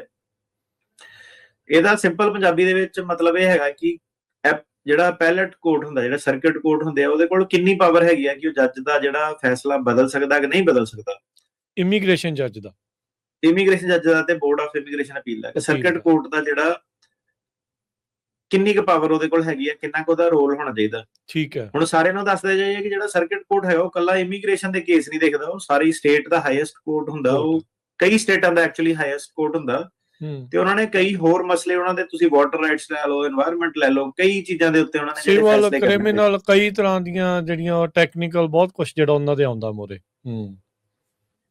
ਇਹ ਕਹਿੰਦੇ ਆ ਕਿ ਜਿਹੜਾ ਸਬਸਟੈਂਸ਼ੀਅਲ ਐਵੀਡੈਂਸ ਸਟੈਂਡਰਡ ਹੈਗਾ ਉਹਦਾ ਮਤਲਬ ਇਹ ਹੈਗਾ ਕਿ ਕੋਈ ਵੀ ਰੀਜ਼ਨੇਬਲ ਜੱਜ, ਕੋਈ ਵੀ ਦਾ ਮਤਲਬ ਹੈਗਾ ਕਿ ਜੇ 10 ਜੱਜ, 10 ਜੱਜਾਂ ਚੋਂ ਕਿ ਇੱਕ ਜੱਜ ਵੀ ਇਹ ਫੈਸਲੇ ਤੇ ਪਹੁੰਚ ਸਕਦਾ ਸੀਗਾ ਜਿਹੜੇ ਫੈਸਲੇ ਦੀ ਆਪਾਂ ਗੱਲ ਕਰ ਰਹੇ ਹਾਂ। ਫॉर ਐਗਜ਼ਾਮਪਲ ਇਸ ਕੇਸ ਦੇ ਵਿੱਚ ਐਲ ਸੈਲਵਾਡੋਰੀਅਨ ਜੱਜ ਨੇ ਇੱਕ ਫੈਸਲਾ ਦਿੱਤਾ, ਭਾਵੇਂ ਉਹ ਸਹੀ ਆ ਭਾਵੇਂ ਉਹ ਗਲਤ ਆ, ਇਹ ਮੈਟਰ ਨਹੀਂ ਕਰਦਾ। ਭਾਵੇਂ ਸਰਕਟ ਕੋਰਟ ਨੂੰ ਉਹ ਸਹੀ ਲੱਗੇ ਗਲਤ ਲੱਗੇ, ਉਹ ਨਹੀਂ ਸਰਕਟ ਕੋਰਟ ਨੇ ਦੇਖਣਾ। ਸਰਕਟ ਕੋਰਟ ਨੇ ਆਹ ਵੇਖਣਾ ਕਿ ਕੋਈ ਵੀ ਰੀਜ਼ਨੇਬਲ ਇਮੀਗ੍ਰੇਸ਼ਨ ਜੱਜ, ਜੇ ਮੰਨ ਲਓ ਕਿ 100 ਜੱਜ ਹੈਗੇ ਆ, ਕਿ 100 ਚੋਂ ਇੱਕ ਵੀ ਜੱਜ ਉਹਦੇ ਨਾਲ ਦਾ ਫੈਸਲਾ ਦੇ ਸਕਦਾ ਸੀਗਾ।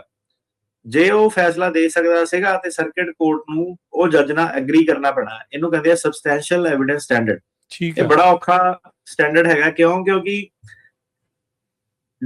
ਹੁਣ ਭਾਵੇਂ 9th ਸਰਕਟ ਨੂੰ ਵਧੀਆ ਲੱਗੇ ਭਾਵੇਂ ਮਾੜਾ ਲੱਗੇ, ਭਾਵੇਂ 9th ਸਰਕਟ ਕਵੇ ਇਹਦਾ ਕੇਸ ਅਪਰੂਵ ਹੋਣਾ ਚਾਹੀਦਾ, ਪਰ ਗੱਲ ਇਹ ਆ ਗਈ ਕਿ ਕੋਈ ਵੀ ਰੀਜ਼ਨੇਬਲ ਜੱਜ ਜੇ ਉਦਾਂ ਦਾ ਫੈਸਲਾ ਦੇ ਸਕਦਾ ਸੀਗਾ ਤਾਂ 9th ਸਰਕਟ ਨੂੰ ਵੀ ਉਹਨਾਂ ਐਗਰੀ ਕਰਨਾ ਪੈਣਾ, ਹਰੇਕ ਸਰਕਟ ਕੋਰਟ ਨੂੰ ਉਹਦੇ ਨਾਲ ਐਗਰੀ ਕਰਨਾ ਪੈਣਾ। ਇਹ ਸਟੈਂਡਰਡ ਕਿੱਦਾਂ ਮੀਟ ਹੁੰਦਾ ਹੈ? ਮਤਲਬ ਇਟਸ ਵੈਰੀ ਹਾਰਡ ਵੀ 100 ਜੱਜ ਕਿੱਥੋਂ ਲਿਆਉਣਾ, ਮਤਲਬ ਕਿੱਦਾਂ ਫਿਰ ਉਹ ਚੈੱਕ ਕਰਦੇ ਵੀ ਕਿੱਦਾਂ ਉਹ ਦੇ ਸਕਦੇ ਆ? ਸੋ ਜਿਹੜੇ ਸਰਕਟ ਕੋਰਟ ਦੇ ਉੱਤੇ ਜੱਜ ਬੈਠੇ ਆ, ਫਿਰ ਬੇਸਿਕਲੀ ਉਹਨਾਂ ਜੱਜਸ ਦੇ ਸ਼ੂਜ਼ ਦੇ ਵਿੱਚ ਜਾ ਕੇ ਦੇਖਦੇ ਵੀ ਅੱਛਾ ਜੇ ਮੈਨੂੰ ਇਹ ਪਤਾ ਲੱਗਦਾ ਜਾਂ ਇਹ ਮੇਰੇ ਸਾਹਮਣੇ ਹੁੰਦਾ ਤਾਂ ਮੈਂ ਕਿੱਦਾਂ ਫੈਸਲਾ ਲੈਂਦਾ, ਇਦਾਂ ਸੋਚਦੇ ਹੋਣਗੇ। ਇਹਦੇ ਵਿੱਚ ਇਦਾਂ ਕਿ ਜਦੋਂ ਮੰਨ ਲਓ ਆਪਾਂ 10 ਜਾਣੇ ਬੈਠੇ ਆ, ਮਤਲਬ ਇਹ ਨਹੀਂ ਕਿ ਉਹਨਾਂ ਨੇ 100 ਜੱਜ ਬੁਲਾਣੇ ਆ ਕੁਛ, ਮੰਨ ਲਓ ਆਪਾਂ 10 ਜਾਣੇ ਬੈਠੇ ਆ ਬਾਹਰ, ਕੋਈ ਚੀਜ਼ ਦੇ ਉੱਤੇ ਵਿਚਾਰ ਆਪਾਂ ਕਰ ਰਹੇ ਹਾਂ, ਕੋਈ ਵੀ ਮੁੱਦਾ ਹੋ ਸਕਦਾ। ਸੋ ਆਬਵੀਅਸਲੀ ਜੇ 10 ਜਾਣੇ ਬੈਠੇ ਆ ਤਾਂ 10 ਚੋਂ ਸਾਰਿਆਂ ਦੇ ਵਿਚਾਰ ਇੱਕ ਦੂਜੇ ਨਾਲ ਰਲਦੇ ਨਹੀਂ ਹੋਣਗੇ, ਇੱਕ ਅੱਧਾ ਬੰਦਾ ਤਾਂ ਡਿਫਰ ਕਰੂਗਾ ਜੀ। ਉਹ ਕੀ ਕਹਿ ਰਹੇ ਆ ਕਿ ਜੇ ਮੰਨ ਲਓ ਜੱਜ ਨੇ ਇੱਕ ਫੈਸਲਾ ਦੇ ਦਿੱਤਾ, ਉਹ ਫੈਸਲੇ ਨਾਲ ਜਾਂ ਤਾਂ ਕੋਈ ਵੀ ਐਗਰੀ ਨਹੀਂ ਕਰਦਾ, ਫਿਰ ਸਰਕਟ ਕੋਰਟ ਉਹਨੂੰ ਰਿਵਰਸ ਕਰ ਸਕਦਾ। ਪਰ ਜੇ ਇੱਕ ਵੀ ਜਣਾ ਉਹਨਾਂ ਐਗਰੀ ਕਰਦਾ ਹੋਊਗਾ ਜਾਂ ਕਰ ਸਕਦਾ ਹੈਗਾ, ਤਾਂ ਫਿਰ ਉਹ ਜੱਜ ਦਾ ਫੈਸਲਾ ਸਰਕਟ ਕੋਰਟ ਰਿਵਰਸ ਨਹੀਂ ਕਰ ਸਕਦੇ। ਇਹਨੂੰ ਸਬਸਟੈਂਸ਼ੀਅਲ ਐਵੀਡੈਂਸ ਸਟੈਂਡਰਡ ਕਹਿੰਦੇ ਆ। ਠੀਕ ਹੈ ਜੀ। ਏਦਾਂ ਬੜਾ ਮੁਸ਼ਕਿਲ ਹੈਗਾ 10 ਚੋਂ, ਮਤਲਬ ਕਿ ਇੱਕ ਨਾ ਇੱਕ ਨੇ ਤਾਂ ਐਗਰੀ ਕਰ ਹੀ ਜਾਣਾ ਨਾ ਜੱਜ ਨਾਲ ਕਿ ਇਹ ਸਹੀ ਕਹਿ ਰਹੇ। ਹਾਂਜੀ, ਇੱਕ ਤੋਂ ਜ਼ਿਆਦਾ ਨੇ ਐਕਚੁਅਲੀ ਐਗਰੀ ਕਰ ਜਾਣਾ ਅੱਜ ਦੇ ਪੋਲੀਟੀਕਲ ਕਲਾਈਮੇਟ। ਸੋ ਕਹਿਣ ਦਾ ਮਤਲਬ ਆ ਕਿ ਨੀਅਰਲੀ ਇਹਨਾਂ ਨੇ ਇੰਪੋਸੀਬਲ ਹੀ ਜਿਹੜਾ ਕਰਤਾ। ਹੁਣ ਹਾਂ ਇਹ ਆ ਕਿ ਜੇ ਬੰਦੇ ਦੀ ਲੱਤ ਹੀ ਤੋੜਤੀ, ਬੰਦਾ ਲੰਗੜਾ ਹੀ ਕਰਤਾ, ਇੱਕ ਲੱਤ ਮਿਸਿੰਗ ਹੀ ਹੋ ਗਈ, ਉਹਨੂੰ ਜੱਜ ਕਵੇ ਕਿ ਮੈਂ ਇਹ ਪਾਸਟ ਪਰਸੀਕਿਊਸ਼ਨ ਨਹੀਂ ਮੰਨਦਾ, ਉਹ ਚੀਜ਼ ਫਿਰ ਜਿਹੜੀ ਇੱਕ ਰੀਜ਼ਨੇਬਲ ਜੱਜ ਐਗਰੀ ਨਹੀਂ ਕਰੂਗਾ ਨਾ। ਹੁਣ ਜਿਹੜੇ ਹਾਕੀ ਸਟਿੱਕਾਂ ਵਾਲੀਆਂ ਕੁੱਟਮਾਰ ਪਈ ਆ, ਜੱਜ ਕਹੂਗਾ ਕਿ ਨਹੀਂ ਇਹ ਐਡੇ ਲੈਵਲ ਤੇ ਨਹੀਂ ਗਈ, ਕਿ ਸੱਟ ਗੰਭੀਰ ਹੋਵੇ, ਉਹਦੇ ਨਾਲ ਕੋਈ ਨਾ ਕੋਈ ਜੱਜ ਐਗਰੀ ਕਰ ਜੂਗਾ।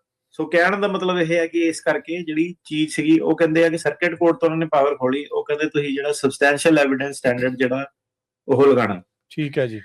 ਇਹ ਹੁਣ ਸਾਰੀ ਚੀਜ਼ ਕਿੱਦਾਂ ਆਉਂਦੀ ਹੈ, ਜਿਹੜੀ ਇਮੀਗ੍ਰੇਸ਼ਨ ਨੈਸ਼ਨੈਲਿਟੀ ਐਕਟ ਦੇ ਵਿੱਚ ਉਹ ਕੀ ਕਹਿੰਦੇ ਆ ਕਿ ਜਿਹੜੀ ਐਡਮਿਨਿਸਟ੍ਰੇਟਿਵ ਫਾਈਂਡਿੰਗ ਆਫ ਫੈਕਟ ਕੀ ਹੁੰਦੇ ਆ ਕਿ ਜਿਹੜੀ ਤੁਹਾਡੀ ਸਟੋਰੀ ਕੀ ਹੈਗੀ ਆ। ਮਤਲਬ ਉਹ ਕਹਿੰਦੇ ਕਿ ਜਿਹੜੀ ਸਟੋਰੀ ਆ ਉਹ ਸਿਰਫ ਜੱਜ ਸੁਣਦਾ, ਉਹ ਤੁਹਾਡੀ ਗਵਾਹੀ ਲੈਂਦਾ, ਉਹ ਵਿਟਨੈਸਾਂ ਦੀ ਗਵਾਹੀ ਲੈਂਦਾ। ਜੱਜ ਕੋਲ ਸਭ ਤੋਂ ਜ਼ਿਆਦਾ ਪਾਵਰ ਹੁੰਦੀ ਹੈ ਕਿ ਜੱਜ ਦਾ ਕੋਰਟ ਰੂਮਾਂ ਦੇ ਵਿੱਚ ਇਹੀ ਕੰਮ ਚੱਲਦਾ, ਕਿਉਂਕਿ ਜਿਹੜੀ ਅਪੀਲ ਆ ਉਹਦੇ ਵਿੱਚ ਤਾਂ ਤੁਸੀਂ ਔਨ ਪੇਪਰ ਜਿਹੜੀ ਆਪਣੀ ਆਰਗੂਮੈਂਟ ਕਰਦੇ ਆ। ਹਾਂਜੀ। ਸੋ ਇੱਕ ਹੁੰਦੀ ਆ ਲੀਗਲ ਫਾਈਂਡਿੰਗ, ਲਾਅ ਦੀ ਫਾਈਂਡਿੰਗ, ਕਿ ਜੱਜ ਨੇ ਕਿਤੇ ਲਾਅ ਤਾਂ ਨਹੀਂ ਗਲਤ ਅਪਲਾਈ ਕਰਤਾ, ਉਹਨੂੰ ਸਰਕਿਟ ਕੋਰਟ ਜਾਂ BIA ਹੋਰ ਹਿਸਾਬ ਨਾਲ ਦੇਖਦੇ ਆ। ਪਰ ਜਿਹੜੀਆਂ ਫੈਕਚੁਅਲ ਫਾਈਂਡਿੰਗਸ ਹੈਗੀਆਂ ਕਿ ਤੁਹਾਡੀ ਜਿਹੜੀ ਕਹਾਣੀ ਕੀ ਆ, ਤੁਸੀਂ ਕੀ ਕਹਿ ਰਹੇ ਆ, ਸੱਚ ਕਹਿ ਰਹੇ ਆ, ਝੂਠ ਕਹਿ ਰਹੇ ਆ, ਉਹ ਜੱਜ ਦੇ ਕੋਲ ਜ਼ਿਆਦਾ ਪਾਵਰ ਹੁੰਦੀ ਆ। ਤੇ ਇਹਦੇ ਵਿੱਚ ਜਿਹੜਾ ਸੀਗਾ ਬਾਰ ਹੁਣ ਬੜੀ ਜ਼ਿਆਦਾ ਹਾਈ ਸੈੱਟ ਹੋ ਗਈ ਕਿ ਜੇ ਜੱਜ ਨੇ ਇਹ ਕਨਕਲੂਜਨ ਕੱਢਿਆ ਕਿ ਬੰਦੇ ਦੀ ਪਾਸਟ ਪਰਸੀਕਿਊਸ਼ਨ ਨਹੀਂ ਸੀਗੀ ਜਾਂ ਬੰਦੇ ਨਾਲ ਉਸ ਲੈਵਲ ਦਾ ਧੱਕਾ ਨਹੀਂ ਹੋਇਆ ਸੀਗਾ, ਉਹ BIA ਨੂੰ ਤੇ ਸਰਕਿਟ ਕੋਰਟ ਨੂੰ ਜੱਜ ਦੇ ਨਾਲ ਅਗਰੀ ਕਰਨਾ ਪੈਣਾ। ਮਤਲਬ ਕਿ ਹੁਣ ਜਦੋਂ ਜੱਜ ਨੇ ਥੱਲੇ ਤੁਹਾਡਾ ਫੈਸਲਾ ਲਿਖਤਾ ਤਾਂ ਉਹਨੂੰ ਉੱਤੇ ਜਾ ਕੇ ਰਿਵਰਸ ਕਰਨਾ ਬੜਾ ਔਖਾ ਜਿਹੜਾ ਹੋ ਜਾਣਾ। ਇਹਦੇ ਵਿੱਚ ਹਾਂਜੀ, ਹੁਣ ਇਹ ਸਟੈਂਡਰਡ ਕਿਉਂ ਐਗਜ਼ਿਸਟ ਕਰਦੇ ਹੈਗੇ? ਇਹ ਸਟੈਂਡਰਡ ਤਾਂ ਕਰਕੇ ਐਗਜ਼ਿਸਟ ਕਰਦੇ ਆ ਕਿ ਜਿਹੜਾ ਇਮੀਗ੍ਰੇਸ਼ਨ ਜੱਜ ਆ ਉਹਦੀ ਮੇਨ ਰਿਸਪੌਂਸਿਬਿਲਿਟੀ ਹੈਗੀ ਆ ਕਿ ਗਵਾਹੀ ਸੁਣਨੀ, ਬੰਦੇ ਨੂੰ ਵੇਖਣਾ, ਐਵੀਡੈਂਸ ਜਿਹੜਾ ਸੀਗਾ ਸਾਰਾ ਰਿਵਿਊ ਕਰਨਾ, ਕਿਹੜਾ ਆਉਣਾ ਚਾਹੀਦਾ, ਕਿਹੜਾ ਨਹੀਂ ਆਉਣਾ ਚਾਹੀਦਾ, ਉਹ ਜੱਜ ਨੇ ਫੈਸਲਾ ਜਿਹੜਾ ਲੈਣਾ ਹੁੰਦਾ। ਜਿਹੜੇ BIA ਤੇ ਸਰਕਿਟ ਕੋਰਟ ਆ ਉਹਨਾਂ ਦੇ ਵਿੱਚ ਕਦੀ ਬੰਦੇ ਦੀ ਗਵਾਹੀ ਨਹੀਂ ਜਿਹੜੀ ਪੈਂਦੀ ਹੁੰਦੀ, ਤੇ ਉਹ ਕਦੀ ਬੰਦੇ ਨੂੰ ਲਾਈਵ ਜਿਹੜਾ ਨਹੀਂ ਦੇਖਦੇ। ਉਹਦਾ ਵਕੀਲ ਜ਼ਰੂਰ ਆਰਗੂਮੈਂਟ ਵਗੈਰਾ ਕਰ ਸਕਦਾ ਹੁੰਦਾ, ਪਰ ਜਿਹੜਾ ਜੱਜ ਹੁੰਦਾ ਉਹੀ ਸਾਰਾ ਕੁਝ ਵੇਖਦਾ। ਠੀਕ ਹੈ। ਉਹ ਕੀ ਕਹਿੰਦੇ ਆ ਕਿ ਜਿਹੜਾ ਅਪੈਲੇਟ ਕੋਰਟ ਹੈਗਾ, ਜਿਹੜੇ ਸਰਕਿਟ ਕੋਰਟ ਜਿਹੜੇ ਹੈਗੇ ਆ, ਉਹ ਦੁਬਾਰਾ ਤੋਂ ਐਵੀਡੈਂਸ ਨੂੰ ਐਗਜ਼ਾਮਿਨ ਨਹੀਂ ਕਰ ਸਕਦੇ, ਦੁਬਾਰਾ ਤੋਂ ਉਹ ਕ੍ਰੈਡੀਬਿਲਿਟੀ ਬਾਰੇ ਡਿਸੀਜਨ ਨਹੀਂ ਕਰ ਸਕਦੇ, ਤੇ ਆਪਣੀ ਜਿਹੜੀ ਜਜਮੈਂਟ ਆ ਉਹ ਨਹੀਂ ਕਰ ਸਕਦੇ ਹੈਗੇ। ਉਹਨਾਂ ਨੂੰ ਜਿਹੜਾ ਥੱਲੇ ਜੱਜ ਸੀਗਾ ਲੋਅਰ ਲੈਵਲ ਤੇ, ਉਹਨਾਂ ਦੇ ਨਾਲ ਐਗਰੀ ਕਰਨਾ ਪਊਗਾ। ਇਹਨੂੰ ਥੋੜੀ ਹੋਰ ਕਲੈਰਿਟੀ ਨਾਲ ਦੱਸਣਾ ਹੋਵੇ ਤਾਂ ਆਪਾਂ 2-3 ਡਿਫਰੈਂਟ ਜਿਹੜੇ ਸਟੈਂਡਰਡ ਆਫ ਲਾਅ ਹੈਗੇ ਉਹਦੀ ਆਪਾਂ ਗੱਲ ਕਰ ਸਕਦੇ ਹਾਂ। ਇੱਕ ਹੈਗਾ ਡੀ ਨੋਵੋ ਰਿਵਿਊ। ਤੁਸੀਂ ਕਈ ਵਾਰੀ ਆਪਣੇ ਡਿਸੀਜਨ ਦੇ ਵਿੱਚ ਦੇਖਿਆ ਹੋਣਾ BIA ਦਾ ਜਿਹੜੇ ਕੇਸ ਜਿੱਤਦੇ ਆ ਲੋਕੀ ਜੀ। ਡੀ ਨੋਵੋ ਸਟੈਂਡਰਡ ਕੀ ਹੈਗਾ ਕਿ ਜਿਹੜਾ ਅਪੈਲੇਟ ਕੋਰਟ ਹੈਗਾ ਉਹ ਕੀ ਉਹ ਉਸ ਚੀਜ਼ ਤੇ ਫੈਸਲਾ ਕਰ ਸਕਦਾ ਕਿ ਨਹੀਂ ਕਰ ਸਕਦਾ। ਮਤਲਬ ਕਿ ਡੀ ਨੋਵੋ ਦਾ ਮਤਲਬ ਇੱਕ ਨਵੇਂ ਸਿਰੇ ਤੋਂ ਉਹ ਰਿਵਿਊ ਨੂੰ ਕਰੇ। ਜਿਹੜੇ ਲੀਗਲ ਕੁਐਸਚਨ ਵਗੈਰਾ ਹੁੰਦੇ ਆ ਉਹਦੇ ਵਿੱਚ ਜਿਹੜਾ ਅਪੈਲੇਟ ਕੋਰਟ ਹੈਗਾ, ਸਰਕਿਟ ਕੋਰਟ ਹੈਗਾ, ਉਹ ਡੀ ਨੋਵੋ ਸਟੈਂਡਰਡ ਜਿਹੜਾ ਫੋਲੋ ਕਰਦੇ ਆ। ਇਹਦੇ ਵਿੱਚ ਉਹਨਾਂ ਨੂੰ ਜਿਹੜੇ ਲੋਅਰ ਕੋਰਟ ਹੈਗੇ ਉਹਨੂੰ ਕੋਈ ਵੀ ਡੈਫਰੈਂਸ ਦੇਣ ਦੀ ਲੋੜ ਨਹੀਂ ਹੈਗੀ। ਡੈਫਰੈਂਸ ਕੀ ਹੁੰਦਾ? ਸੋ ਇਹ ਆਪਾਂ ਹੁਣ ਅੱਗੇ ਟਰਮਸ ਕਈ ਵਾਰੀ ਸੁਣਨੀਆਂ ਅਗਲੇ 3 ਸਾਲਾਂ ਦੇ ਵਿੱਚ, ਤੁਹਾਡੇ ਕੇਸਾਂ ਨਾਲ ਵੀ ਇਹਨੇ ਸੰਬੰਧ ਰੱਖਣਾ ਹੈਗਾ। ਡੈਫਰੈਂਸ ਦਾ ਮਤਲਬ ਹੁੰਦਾ ਕਿ ਜਿਹੜਾ ਉਤਲੀ ਅਦਾਲਤ ਹੈਗੀ, ਜਿਹੜੇ ਕੋਰਟ ਹੈਗੇ ਆ, ਕਿ ਉਹ ਜਿਹੜਾ ਹੇਠਲੀ ਅਦਾਲਤ ਹੈਗੀ ਆ, ਜੱਜ ਹੈਗਾ, ਉਹਨੂੰ ਡੈਫਰੈਂਸ ਦਿੰਦੇ ਆ ਕਿ ਨਹੀਂ ਦਿੰਦੇ ਆ। ਮਤਲਬ ਕਿ ਉਹਦਾ ਜੋ ਵੀ ਫੈਸਲਾ ਸੀਗਾ ਉਹਨੂੰ ਕਬੂਲ ਕਰਦੇ ਆ ਕਿ ਨਹੀਂ ਕਰਦੇ ਆ, ਉਸ ਚੀਜ਼ ਨੂੰ ਆਪਾਂ ਡੈਫਰੈਂਸ ਕਹਿੰਦੇ ਆ। ਠੀਕ ਹੈ। ਜਿਹੜਾ ਡੀ ਨੋਵੋ ਸਟੈਂਡਰਡ ਹੋ ਗਿਆ ਕਿ ਜਿਹਦੇ ਵਿੱਚ ਲੀਗਲ ਮੁੱਦੇ ਜਿਹੜੇ ਕੋਰਟ ਦੇ ਮੁਰੇ ਹੈਗੇ ਆ, ਅਪੈਲੇਟ ਕੋਰਟ ਦੇ ਮੁਰੇ ਹੈਗੇ ਆ, ਸਰਕਿਟ ਕੋਰਟ ਦੇ ਮੁਰੇ ਹੈਗੇ ਆ, ਉਹ ਜਦੋਂ ਡੀ ਨੋਵੋ ਰਿਵਿਊ ਫੋਲੋ ਕਰਦਾ ਤਾਂ ਉਹਨੂੰ ਜੱਜ ਦੀ ਥਰਡੀ ਗੱਲ ਕੋਈ ਵੀ ਮੰਨਣ ਦੀ ਲੋੜ ਨਹੀਂ ਹੈਗੀ, ਉਹ ਨਵੇਂ ਸਿਰੇ ਤੋਂ ਕਰ ਸਕਦੇ ਆ। ਓਕੇ। ਇੱਕ ਹੋ ਗਿਆ clear error standard. Clear error ਦੇ ਵਿੱਚ ਕੀ ਹੈਗਾ ਕਿ ਜਿਹੜਾ ਲੋਅਰ ਕੋਰਟ ਹੈਗਾ ਉਹਨੇ ਕੋਈ ਨਾ ਕੋਈ ਗਲਤੀ ਕਰਤੀ, ਕੋਈ ਚੀਜ਼ ਮਿਸ ਕਰਤੀ, ਕੁਛ ਜੱਜ ਨੇ ਮੰਨ ਲਓ ਕਿ ਲੱਤ ਟੁੱਟੀ ਸੀ, ਉਹਦੇ ਬਾਰੇ ਡਿਸਕਸ਼ਨ ਨਹੀਂ ਕੀਤੀ। ਇਹਦੇ ਵਿੱਚ ਉਹ ਕਹਿੰਦੇ ਆ ਕਿ ਕਲੀਅਰ ਐਰਰ ਸਟੈਂਡਰਡ ਦੇ ਥੱਲੇ ਤੁਸੀਂ ਕਰਨਾ ਹੈਗਾ ਮੋਡਰੇਟ ਡੈਫਰੈਂਸ। ਮਤਲਬ ਕਿ ਜ਼ਰੂਰੀ ਨਹੀਂ ਕਿ ਤੁਸੀਂ ਇਮੀਗ੍ਰੇਸ਼ਨ ਜੱਜ ਦੀ ਪੂਰੀ ਗੱਲ ਮੰਨਣੀ ਆ, ਤੁਸੀਂ ਉਹਦੀਆਂ ਕਈ ਗੱਲਾਂ ਮੰਨ ਸਕਦੇ ਆ, ਕਈ ਗੱਲਾਂ ਨਹੀਂ ਵੀ ਮੰਨ ਸਕਦੇ। ਠੀਕ ਹੈ। ਜਿਹੜਾ ਸਬਸਟੈਂਸ਼ੀਅਲ ਐਵੀਡੈਂਸ ਸਟੈਂਡਰਡ ਹੈਗਾ ਜਿਹਦੀ ਆਪਾਂ ਹੁਣ ਗੱਲ ਕਰ ਰਹੇ ਆ, ਉਹਦੇ ਵਿੱਚ ਉਹ ਕਹਿੰਦੇ ਆ ਕਿ ਤੁਸੀਂ ਹਾਈ ਡੈਫਰੈਂਸ ਜਿਹੜੀ ਦੇਣੀ ਹੈ, ਕਿ ਤੁਸੀਂ ਇਮੀਗ੍ਰੇਸ਼ਨ ਜੱਜ ਦੀ ਗੱਲ ਮੰਨਣੀ ਆ। ਹੁਣ ਗੱਲ ਇਹ ਆ ਜਾਂਦੀ ਸੀ ਕਿ ਡੀ ਨੋਵੋ ਸਟੈਂਡਰਡ ਲੱਗਣਾ, ਕਲੀਅਰ ਐਰਰ ਸਟੈਂਡਰਡ ਲੱਗਣਾ ਤੇ ਸਬਸਟੈਂਸ਼ੀਅਲ ਐਰਰ ਜਿਹੜਾ ਸਬਸਟੈਂਸ਼ੀਅਲ ਐਵੀਡੈਂਸ ਸਟੈਂਡਰਡ ਲੱਗਣਾ। ਕਿਹੜਾ ਸਟੈਂਡਰਡ ਲੱਗਣਾ ਚਾਹੀਦਾ, ਉਹਦੇ ਉੱਤੇ ਸੁਪਰੀਮ ਕੋਰਟ ਦੇ ਵਿੱਚ ਬਹਿਸ ਛਿੜੀ ਸੀਗੀ। ਮੰਨ ਲਓ ਕਿ ਜੇ ਸੁਪਰੀਮ ਕੋਰਟ ਕਹਿ ਦਿੰਦਾ ਕਿ ਡੀ ਨੋਵੋ ਸਟੈਂਡਰਡ ਲੱਗਣਾ, ਸਾਰਿਆਂ ਦੀ ਲੋਟਰੀ ਲੱਗ ਜਾਣੀ ਸੀਗੀ। ਸਰਕਿਟ ਕੋਰਟ ਨੇ ਫਿਰ ਦੁਬਾਰਾ ਤੋਂ ਚੀਜ਼ ਜਿਹੜੀ ਸੁਣਨੀ ਸੀਗੀ। ਠੀਕ ਹੈ। ਜਿਹੜੀ ਸਭ ਤੋਂ ਸਟ੍ਰਿਕਟ ਚੀਜ਼ ਹੋ ਸਕਦੀ ਸੀਗੀ ਕਿ ਨਹੀਂ, ਸਰਕਿਟ ਕੋਰਟ ਨੂੰ ਜੱਜ ਦੀ ਗੱਲ ਮੰਨਣੀ ਪੈਣੀ ਹੈ, ਜੱਜ ਨੂੰ ਡੈਫਰੈਂਸ ਦੇਣਾ ਪੈਣਾ। ਉਹ ਸਭ ਤੋਂ ਔਖਾ ਸਟੈਂਡਰਡ ਹੈਗਾ ਸਬਸਟੈਂਸ਼ੀਅਲ ਐਵੀਡੈਂਸ ਸਟੈਂਡਰਡ, ਤੇ ਸੁਪਰੀਮ ਕੋਰਟ ਨੇ ਕਿਹਾ ਕਿ ਇਹ ਸਬਸਟੈਂਸ਼ੀਅਲ ਐਵੀਡੈਂਸ ਸਟੈਂਡਰਡ ਜਿਹੜਾ ਲੱਗਣਾ ਚਾਹੀਦਾ। ਓਕੇ। ਸੁਪਰੀਮ ਕੋਰਟ ਦੇ ਕੋਲ ਪਹਿਲੀ ਗੱਲ ਇਹ ਕੇਸ ਕਿਉਂ ਗਿਆ? ਸੁਪਰੀਮ ਕੋਰਟ ਕੋ ਕੇਸ ਸਿਰਫ ਤੇ ਸਿਰਫ ਇਸ ਕਰਕੇ ਗਿਆ ਕਿਉਂਕਿ ਸਰਕਿਟ ਸਪਲਿਟ ਸੀਗਾ। 9th ਸਰਕਿਟ ਕੁਝ ਹੋਰ ਕਹੀ ਜਾਂਦਾ ਕਿ ਲੋਕਾਂ ਦੀ ਹੈਲਪ ਕਰਨੀ ਆ, 10th ਸਰਕਿਟ ਕਹੀ ਜਾਂਦਾ ਲੋਕਾਂ ਨੂੰ ਟੰਗਣਾ ਵਾ। ਠੀਕ ਆ। ਸੋ ਸਰਕਿਟ ਟੂ ਸਰਕਿਟ ਜਿਹੜੀਆਂ ਚੀਜ਼ਾਂ ਸੀਗੀਆਂ ਡਿਫਰੈਂਟ ਸੀਗੀਆਂ। ਆਪਾਂ ਕਈ ਵਾਰੀ ਵੀ ਆ ਕੇ ਇੱਥੇ ਗਿਆ ਕਿ ਜਿਹੜਾ ਟੈਕਸਸ 'ਚ ਕੇਸ ਨਹੀਂ ਪਾਸ ਹੁੰਦਾ, ਕਈ ਵਾਰੀ ਉਹ ਕੈਲੀਫੋਰਨੀਆ 'ਚ ਪਾਸ ਹੋ ਸਕਦਾ, ਕਿਉਂਕਿ 9th ਸਰਕਟ ਬੜਾ ਲਿਬਰਲ ਆ, ਬੜਾ ਖੁੱਲਾ। ਇਹ ਕਈ ਵਾਰੀ ਹਮਲੇ ਧਮਕੀਆਂ ਸਾਰਿਆਂ ਨੂੰ ਮਿਲਾ ਕੇ ਵੀ ਕੇਸ ਜਿਹੜਾ ਪਾਸ ਕਰ ਦਿੰਦੇ ਆ। ਪਾਸਟ ਪਰਸੀਕਿਊਸ਼ਨ ਨਾ ਵੀ ਹੋਵੇ, ਜੱਜ ਨੂੰ ਕਹਿ ਦਿੰਦੇ ਆ ਮੰਨ ਜਾਂਦੇ ਆ ਉਹ ਪਾਸਟ ਪਰਸੀਕਿਊਸ਼ਨ ਨੂੰ। ਹਾਂਜੀ। ਸੋ ਸਰਕਟ ਸਪਲਿਟ ਹੋ ਗਿਆ। ਜਦੋਂ ਸਰਕਟ ਸਪਲਿਟ ਹੋ ਗਿਆ ਤੇ ਇਹ ਜਿਹੜਾ ਮੁੱਦਾ ਸੁਪਰੀਮ ਕੋਰਟ ਕੋ ਜਾਣਾ ਸੀਗਾ, ਕਿਉਂਕਿ ਅਨਇਕੁਅਲ ਜਿਹੜੇ ਰਿਜ਼ਲਟ ਆਣੇ ਸ਼ੁਰੂ ਹੋ ਗਏ ਨੇਸ਼ਨ ਵਾਈਡ। ਸੁਪਰੀਮ ਕੋਰਟ ਦੇ ਮੂਹਰੇ ਹੁਣ ਮੁੱਦਾ ਕੀ ਆਇਆ? ਹੁਣ ਇਹਦੇ ਭਰਾਵਾਂ ਦੀ ਮੌਤ ਹੋਈ ਸੀਗੀ। ਮੁੱਦਾ ਹੁਣ ਇਹ ਆ ਗਿਆ ਕਿ ਜਿਹੜੇ ਸਰਕਟ ਕੋਰਟ ਦੇ ਕੋਲ ਇਹ ਜਿਹੜਾ ਕੇਸ ਸੀਗਾ, ਕੀ ਇਹ ਫੈਕਚੁਅਲ ਡਿਟਰਮੀਨੇਸ਼ਨ ਹੋਣਾ ਚਾਹੀਦਾ? ਮਤਲਬ ਕਿ ਇਹ ਫੈਕਟ ਬੇਸਡ ਇਨਕੁਆਇਰੀ ਹੈਗੀ ਆ ਕਿ ਬੰਦੇ ਨਾਲ ਇਦਾਂ ਹੋਇਆ ਸੀਗਾ ਕਿ ਨਹੀਂ ਹੋਇਆ ਸੀਗਾ, ਪਾਸਟ ਪਰਸੀਕਿਊਸ਼ਨ ਹੋਈ ਸੀਗੀ ਕਿ ਨਹੀਂ ਹੋਈ ਸੀਗੀ ਜੀ, ਕਿ ਇਹ ਇੱਕ ਲੀਗਲ ਕੁਐਸਚਨ ਹੈਗਾ ਕਿ ਜੋ ਉਹਦੇ ਨਾਲ ਹੋਇਆ ਉਹ ਜੱਜ ਨੇ ਸਹੀ ਫੈਸਲਾ ਦਿੱਤਾ ਜਾਂ ਗਲਤ ਫੈਸਲਾ ਦਿੱਤਾ। ਸੋ ਇਹ ਚੀਜ਼ ਆ ਗਈ ਕਿ ਇਹ ਇੱਕ ਫੈਕਚੁਅਲ ਡਿਟਰਮੀਨੇਸ਼ਨ ਹੋਣਾ ਚਾਹੀਦਾ, ਕਿ ਇਹ ਇੱਕ ਲੀਗਲ ਕੁਐਸਚਨ ਹੋਣਾ ਚਾਹੀਦਾ। ਇਹ ਮੈਟਰ ਕਿਉਂ ਕਰਦਾ? ਕਿਉਂਕਿ ਜੇ ਸੁਪਰੀਮ ਕੋਰਟ ਕਹਿ ਦਿੰਦਾ ਕਿ ਨਹੀਂ ਇਹ ਇੱਕ ਲੀਗਲ ਕੁਐਸਚਨ ਹੈਗਾ, ਕਿ ਹੋਕੀਆਂ ਦੀਆਂ ਸਟਿੱਕਾਂ ਦੀਆਂ ਸੱਟਾਂ ਸੁੱਟਾਂ ਸਾਰੀਆਂ ਧਮਕੀਆਂ ਜਿਹੜੀਆਂ ਮਿਲੀਆਂ ਇੱਕ ਲੀਗਲ ਕੁਐਸਚਨ ਹੋਇਆ, ਤੇ ਫਿਰ ਉਹ ਤੇ ਡੀ ਨੋਵੋ ਸਟੈਂਡਰਡ ਲੱਗਦਾ। ਮਤਲਬ ਕਿ ਜਿਹੜਾ ਅਪੈਲਟ ਕੋਰਟ ਹੈਗਾ, BIA ਸਰਕਟ ਕੋਰਟ ਹੈਗੀ ਆ, ਉਹਨੂੰ ਨਵੇਂ ਸਿਰਿਓਂ ਉਹ ਵੇਖ ਸਕਦੀ ਆ ਕਲਾਇੰਟਾਂ ਦੀ ਸਾਰਿਆਂ ਦੀ ਜਿੱਤ ਹੋ ਜਾਣੀ ਹੈ। ਪਰ ਜੇ ਉਹ ਕਹਿੰਦੇ ਆ ਕਿ ਇੱਕ ਫੈਕਚੁਅਲ ਕੁਐਸਚਨ ਹੈਗਾ, ਜਿੱਦਾਂ ਤੁਹਾਨੂੰ ਪਹਿਲਾਂ ਸਾਰਿਆਂ ਨੂੰ ਦੱਸਿਆ ਕਿ ਸਿਰਫ ਇੱਕ ਜੱਜ ਹੈਗਾ ਉਹ ਗਵਾਹੀ ਲੈ ਸਕਦਾ, ਜੇ ਹੁਣ ਇਹ ਇੱਕ ਫੈਕਚੁਅਲ ਕੁਐਸਚਨ ਹੈਗਾ ਤਾਂ ਫਿਰ ਜਿਹੜੀ ਇਮੀਗ੍ਰੇਸ਼ਨ ਜੱਜ ਦੇ ਫੈਸਲੇ ਨੂੰ ਡੈਫਰੈਂਸ ਜਿਹੜੀ ਦਿੱਤੀ ਜਾਊਗੀ। ਸੋ ਸੁਪਰੀਮ ਕੋਰਟ ਮੂਹਰੇ ਹੁਣ ਪਹਿਲਾ ਸਵਾਲ ਤਾਂ ਇਹ ਖੜਾ ਹੋ ਗਿਆ ਕਿ ਆਪਸ਼ਨ ਏ ਚੂਜ਼ ਹੋਣੀ ਚਾਹੀਦੀ ਹੈ ਕਿ ਆਪਸ਼ਨ B, ਕਿ ਇਹ ਫੈਕਚੁਅਲ ਕੁਐਸਚਨ ਹੈਗਾ ਕਿ ਲੀਗਲ ਕੁਐਸਚਨ ਹੈਗਾ। ਸਾਡੀਆਂ ਵੀ ਜਦੋਂ ਅਪੀਲਾਂ ਜਿਹੜੀਆਂ ਉੱਤੇ ਜਾਂਦੀਆਂ, ਸਾਡੀ ਸਾਰੀ ਫਾਈਟ ਇਹਦੇ ਵਿੱਚ ਹੀ ਹੁੰਦੀ ਸੀਗੀ। ਬਾਹਰ ਬੰਦਾ ਜੋ ਮਰਜ਼ੀ ਕਹੀ ਜਾਵੇ, ਠੀਕ ਆ, ਕੋਰਟ ਦੇ ਵਿੱਚ ਸਾਰਿਆਂ ਨੂੰ ਪਤਾ ਕਿ ਜਿਹੜੀ ਲੀਗਲ ਲੈਵਲ ਤੇ ਫਾਈਟ ਹੁੰਦੀ ਸੀਗੀ, ਸਟੈਂਡਰਡ ਆਫ ਪ੍ਰੈਕਟਿਸ ਦੇ ਉੱਤੇ ਫਾਈਟ ਜਿਹੜੀ ਹੁੰਦੀ ਸੀਗੀ, ਕਿਹੜਾ ਸਟੈਂਡਰਡ ਹੋਣਾ ਚਾਹੀਦਾ। ਕਈ ਮਾਮਲਿਆਂ ਦੇ ਵਿੱਚ ਜਿਹੜਾ ਡੂ ਪ੍ਰੋਸੈਸ ਵਗੈਰਾ ਆਪਾਂ ਆਰਗੂ ਜਿਹੜਾ ਕੀਤਾ, ਸਰਕਟ ਕੋਰਟ ਤੱਕ ਜਿਹੜੀਆਂ ਚੀਜ਼ਾਂ ਗਈਆਂ, ਉਹ ਸਿਰਫ ਤੇ ਸਿਰਫ ਇਹ ਜਿਹੜੀ ਟੈਕਨੀਕੈਲਿਟੀ ਕਰਕੇ ਜਿਹੜਾ ਆਰਗੂ ਕੀਤਾ। ਭਾਵੇਂ ਜਿਹੜਾ ਸੀਗਾ ਉਹ ਕੇਸ ਆਪਾਂ ਜਿਹੜਾ ਜਿੱਤੇ ਵੀ ਸੀਗੇ 2395, ਮੈਨੂੰ ਨਹੀਂ ਲੱਗਦਾ ਕਿ ਕਲਾਇੰਟ ਨੂੰ ਖੁਦ ਨੂੰ ਪਤਾ ਵੀ ਹੋਣਾ ਕਿ ਕੀ ਜਿਹੜੀ ਲੀਗਲ ਟੈਕਨੀਕੈਲਿਟੀ ਕੀ ਹੋਈਆਂ। ਕਹਾਣੀ ਸਾਰਿਆਂ ਨੂੰ ਪਤਾ ਹੁੰਦੀ ਹੈ ਕਿ RKK ਫੈਕਟ ਪੈਟਰਨ ਤੁਹਾਡੇ ਮੂਹਰੇ ਆ ਕੇ ਥੋੜੀ ਸੌਖੀ ਕਰਕੇ ਜਿਹੜੀ ਦੱਸੀਦੀ ਆ। ਜੀ ਜੀ ਜੀ। ਇਹ ਜਿਹੜੇ ਹੁਣ ਕਾਨੂੰਨ ਦੇ ਜਿਹੜੇ ਵਲਵਲੇਵੇ ਜਿਹੜੇ ਹੁੰਦੇ ਆ, ਠੀਕ ਆ, ਕਨਸਟੀਟਿਊਸ਼ਨ ਕੀ ਕਹਿੰਦੀ ਆ, ਇਹ ਬੇਸਿਕਲੀ ਇੱਕ ਕੋਰਟ ਦੇ ਵਿੱਚ ਇੱਕ ਵਕੀਲ ਦਾ ਜਿਹੜਾ ਰੋਲ ਹੈਗਾ ਕਿ ਉਹ ਸਹੀ ਮਾਣਿਆਂ ਦੇ ਵਿੱਚ ਅਪੀਲ ਕਰ ਸਕਦੇ ਆ ਕਿ ਨਹੀਂ ਕਰ ਸਕਦੇ ਆ। ਇਹਦੇ ਵਿੱਚ ਬੜਾ ਇੱਕ ਕਾਮਨ ਜਿਹੜਾ ਹੈਗਾ ਕਿ ਨਹੀਂ ਯਾਰ ਉਹ 2000 ਚ ਕਰ ਦਿੰਦਾ, ਉਹ 3000 ਚ ਕਰ ਦਿੰਦਾ, ਤੁਸੀਂ ਇਦਾਂ ਕਿਉਂ ਚਾਰਜ ਕਰਦੇ ਆ। ਸੋ ਡਿਪੈਂਡ ਕਰਦਾ ਕਿ ਅਪੀਲ ਨੂੰ ਤੁਸੀਂ ਕਿਹੜੇ ਲੈਵਲ ਤੇ ਲੈ ਕੇ ਜਾਣਾ, ਆਪਾਂ ਇਹਦੀ ਕਿਹੜੀ ਡਿਟੇਲ ਦੇ ਵਿੱਚ ਡਿਸਕਸ਼ਨ ਕਰਨੀ ਹੈ। ਜੀ ਜੀ ਜੀ। ਕਈ ਜਿਹੜੇ ਵਕੀਲ ਹੈਗੇ ਆ ਉਹ ਇਨ ਹਾਊਸ, ਠੀਕ ਆ, ਕਈ ਜਿਹੜੇ ਵਕੀਲ ਹੈਗੇ ਆ ਉਹ ਇਨ ਹਾਊਸ ਅਪੀਲਾਂ ਨਹੀਂ ਕਰਦੇ। ਉਹ ਜਦੋਂ ਤੁਸੀਂ ਉਹਨਾਂ ਨੂੰ ਕੇਸ ਦਿੰਦੇ ਆ, ਉਹ ਫੜ ਕੇ ਤੁਹਾਡੇ ਆਪਣਾ ਕਮਿਸ਼ਨ ਕੱਟ ਕੇ ਅੱਗੋਂ ਬਾਹਰ ਜਿਹੜੇ ਉੱਥੋਂ ਦੀ ਡਰਾਫਟ ਕਰਾ ਕੇ ਫਾਈਲ ਕਰ ਦਿੰਦੇ ਆ, ਮਤਲਬ ਆਊਟਸੋਰਸ ਕਰ ਦਿੰਦੇ ਕੰਮ। ਇੱਲ ਦਾ ਕੁੱਕੜ ਨਹੀਂ ਆਉਂਦਾ ਹੈਗਾ, ਇਹ ਮੈਂ ਮੂੰਹ ਤੇ ਕਹਿੰਦਾ ਹੈ ਕਿ ਨਹੀਂ ਆਉਂਦਾ ਉਹਨਾਂ ਨੂੰ। ਕਿਉਂ? ਕਿਉਂਕਿ ਉਹ ਸਿਰਫ ਜਿਹੜੀ ਕਹਾਣੀ ਕੀ ਆ, ਕੋਰਟ ਦੇ ਵਿੱਚ ਕੀ ਆ, ਉੱਥੇ ਤੱਕ ਸੀਮਿਤ ਆ। ਲੋਕਾਂ ਨੂੰ ਸ਼ੋਅ ਦੇ ਥਰੂ ਇਹ ਗੱਲ ਪਤਾ ਲੱਗਣ ਵੀ ਲੱਗ ਪਈ ਸੀਗੀ। ਤੋ ਜਿਹੜਾ ਸਾਡਾ ਆਫਿਸ ਹੈਗਾ, ਪਹਿਲੀ ਗੱਲ ਤਾਂ ਇਹਦੇ ਵਿੱਚ ਇਨ ਹਾਊਸ ਜਿਹੜਾ ਕੰਮ ਹੁੰਦਾ, ਸਾਡੇ ਖੁਦ ਦੇ ਵਕੀਲ ਹੈ, ਕੋਈ ਏਦਾਂ ਨਹੀਂ ਕਿ ਕਿਸੇ ਨੂੰ ਦੇ ਦਿੱਤਾ, ਥਰਡ ਪਾਰਟੀ ਨੂੰ ਜਿਹੜਾ ਦੇ ਦਿੱਤਾ। ਕਈ ਲੋਕਾਂ ਦੀਆਂ ਜਿਹੜੀਆਂ ਅਪੀਲਾਂ ਪੜੀ ਦੀਆਂ ਵਾਪਸ ਜਦੋਂ ਆਉਂਦਾ ਕਿ ਕੇਸ ਫੇਲ ਹੋ ਗਿਆ ਸਰਕਟ ਕੋਰਟ ਤੇ ਵਾਪਸ ਆਉਂਦਾ, ਉਹ ਢਾਂਚਾ ਨਹੀਂ ਜਿੱਦਾਂ ਹੁੰਦਾ ਕਿ ਪਤਾ ਨਹੀਂ, ਮਤਲਬ ਕਿ ਮੁੱਦੇ ਮੱਦੇ ਤਾਂ ਦੂਰ ਦੀ ਗੱਲ ਆ, ਵਕੀਲ ਨੂੰ ਖੁਦ ਹੀ ਨਹੀਂ ਪਤਾ ਲੱਗਦਾ ਕਿ ਮੁੱਦਾ ਹੈ ਕੀ ਆ, ਪੇਸ਼ ਕੀ ਕਰਨਾ। ਉਹ ਸਿਰਫ ਤੇ ਸਿਰਫ ਅਪੀਲਾਂ ਤਾਂ ਕਰਕੇ ਫੜਦੇ ਆ ਕਿ ਅਪੀਲਾਂ ਉਹਨਾਂ ਨੇ ਫੜ ਲਈਆਂ ਕਿ ਯਾਰ ਲੋਕੀ ਇਹ ਨਾ ਕਹਿਣ ਕਿ ਇਹ ਬੰਦਾ ਅਪੀਲਾਂ ਨਹੀਂ ਕਰਦਾ, ਪਰ ਸਾਰੇ ਵਕੀਲ ਜਿਹੜੇ ਹੈਗੇ ਆ ਉਹ ਅਪੀਲਾਂ ਨਹੀਂ ਕਰ ਸਕਦੇ ਹੈਗੇ। ਸੋ ਇਹ ਚੀਜ਼ ਨੂੰ ਤੁਸੀਂ ਜਿਹੜਾ ਸਮਝੋ। ਉਹ ਕਈ ਵਾਰੀ ਕੀ ਹੁੰਦਾ ਕਿ ਬੰਦਾ ਕਹਿੰਦਾ ਇਧਰੋਂ ਕੇਸ ਫੇਲ ਹੋ ਗਿਆ, ਮੈਂ ਉਧਰ ਟਪੂਸੀ ਮਾਰ ਲੈਣੀ, ਮੈਂ ਉਧਰ ਟਪੂਸੀ ਮਾਰ ਲੈਣੀ।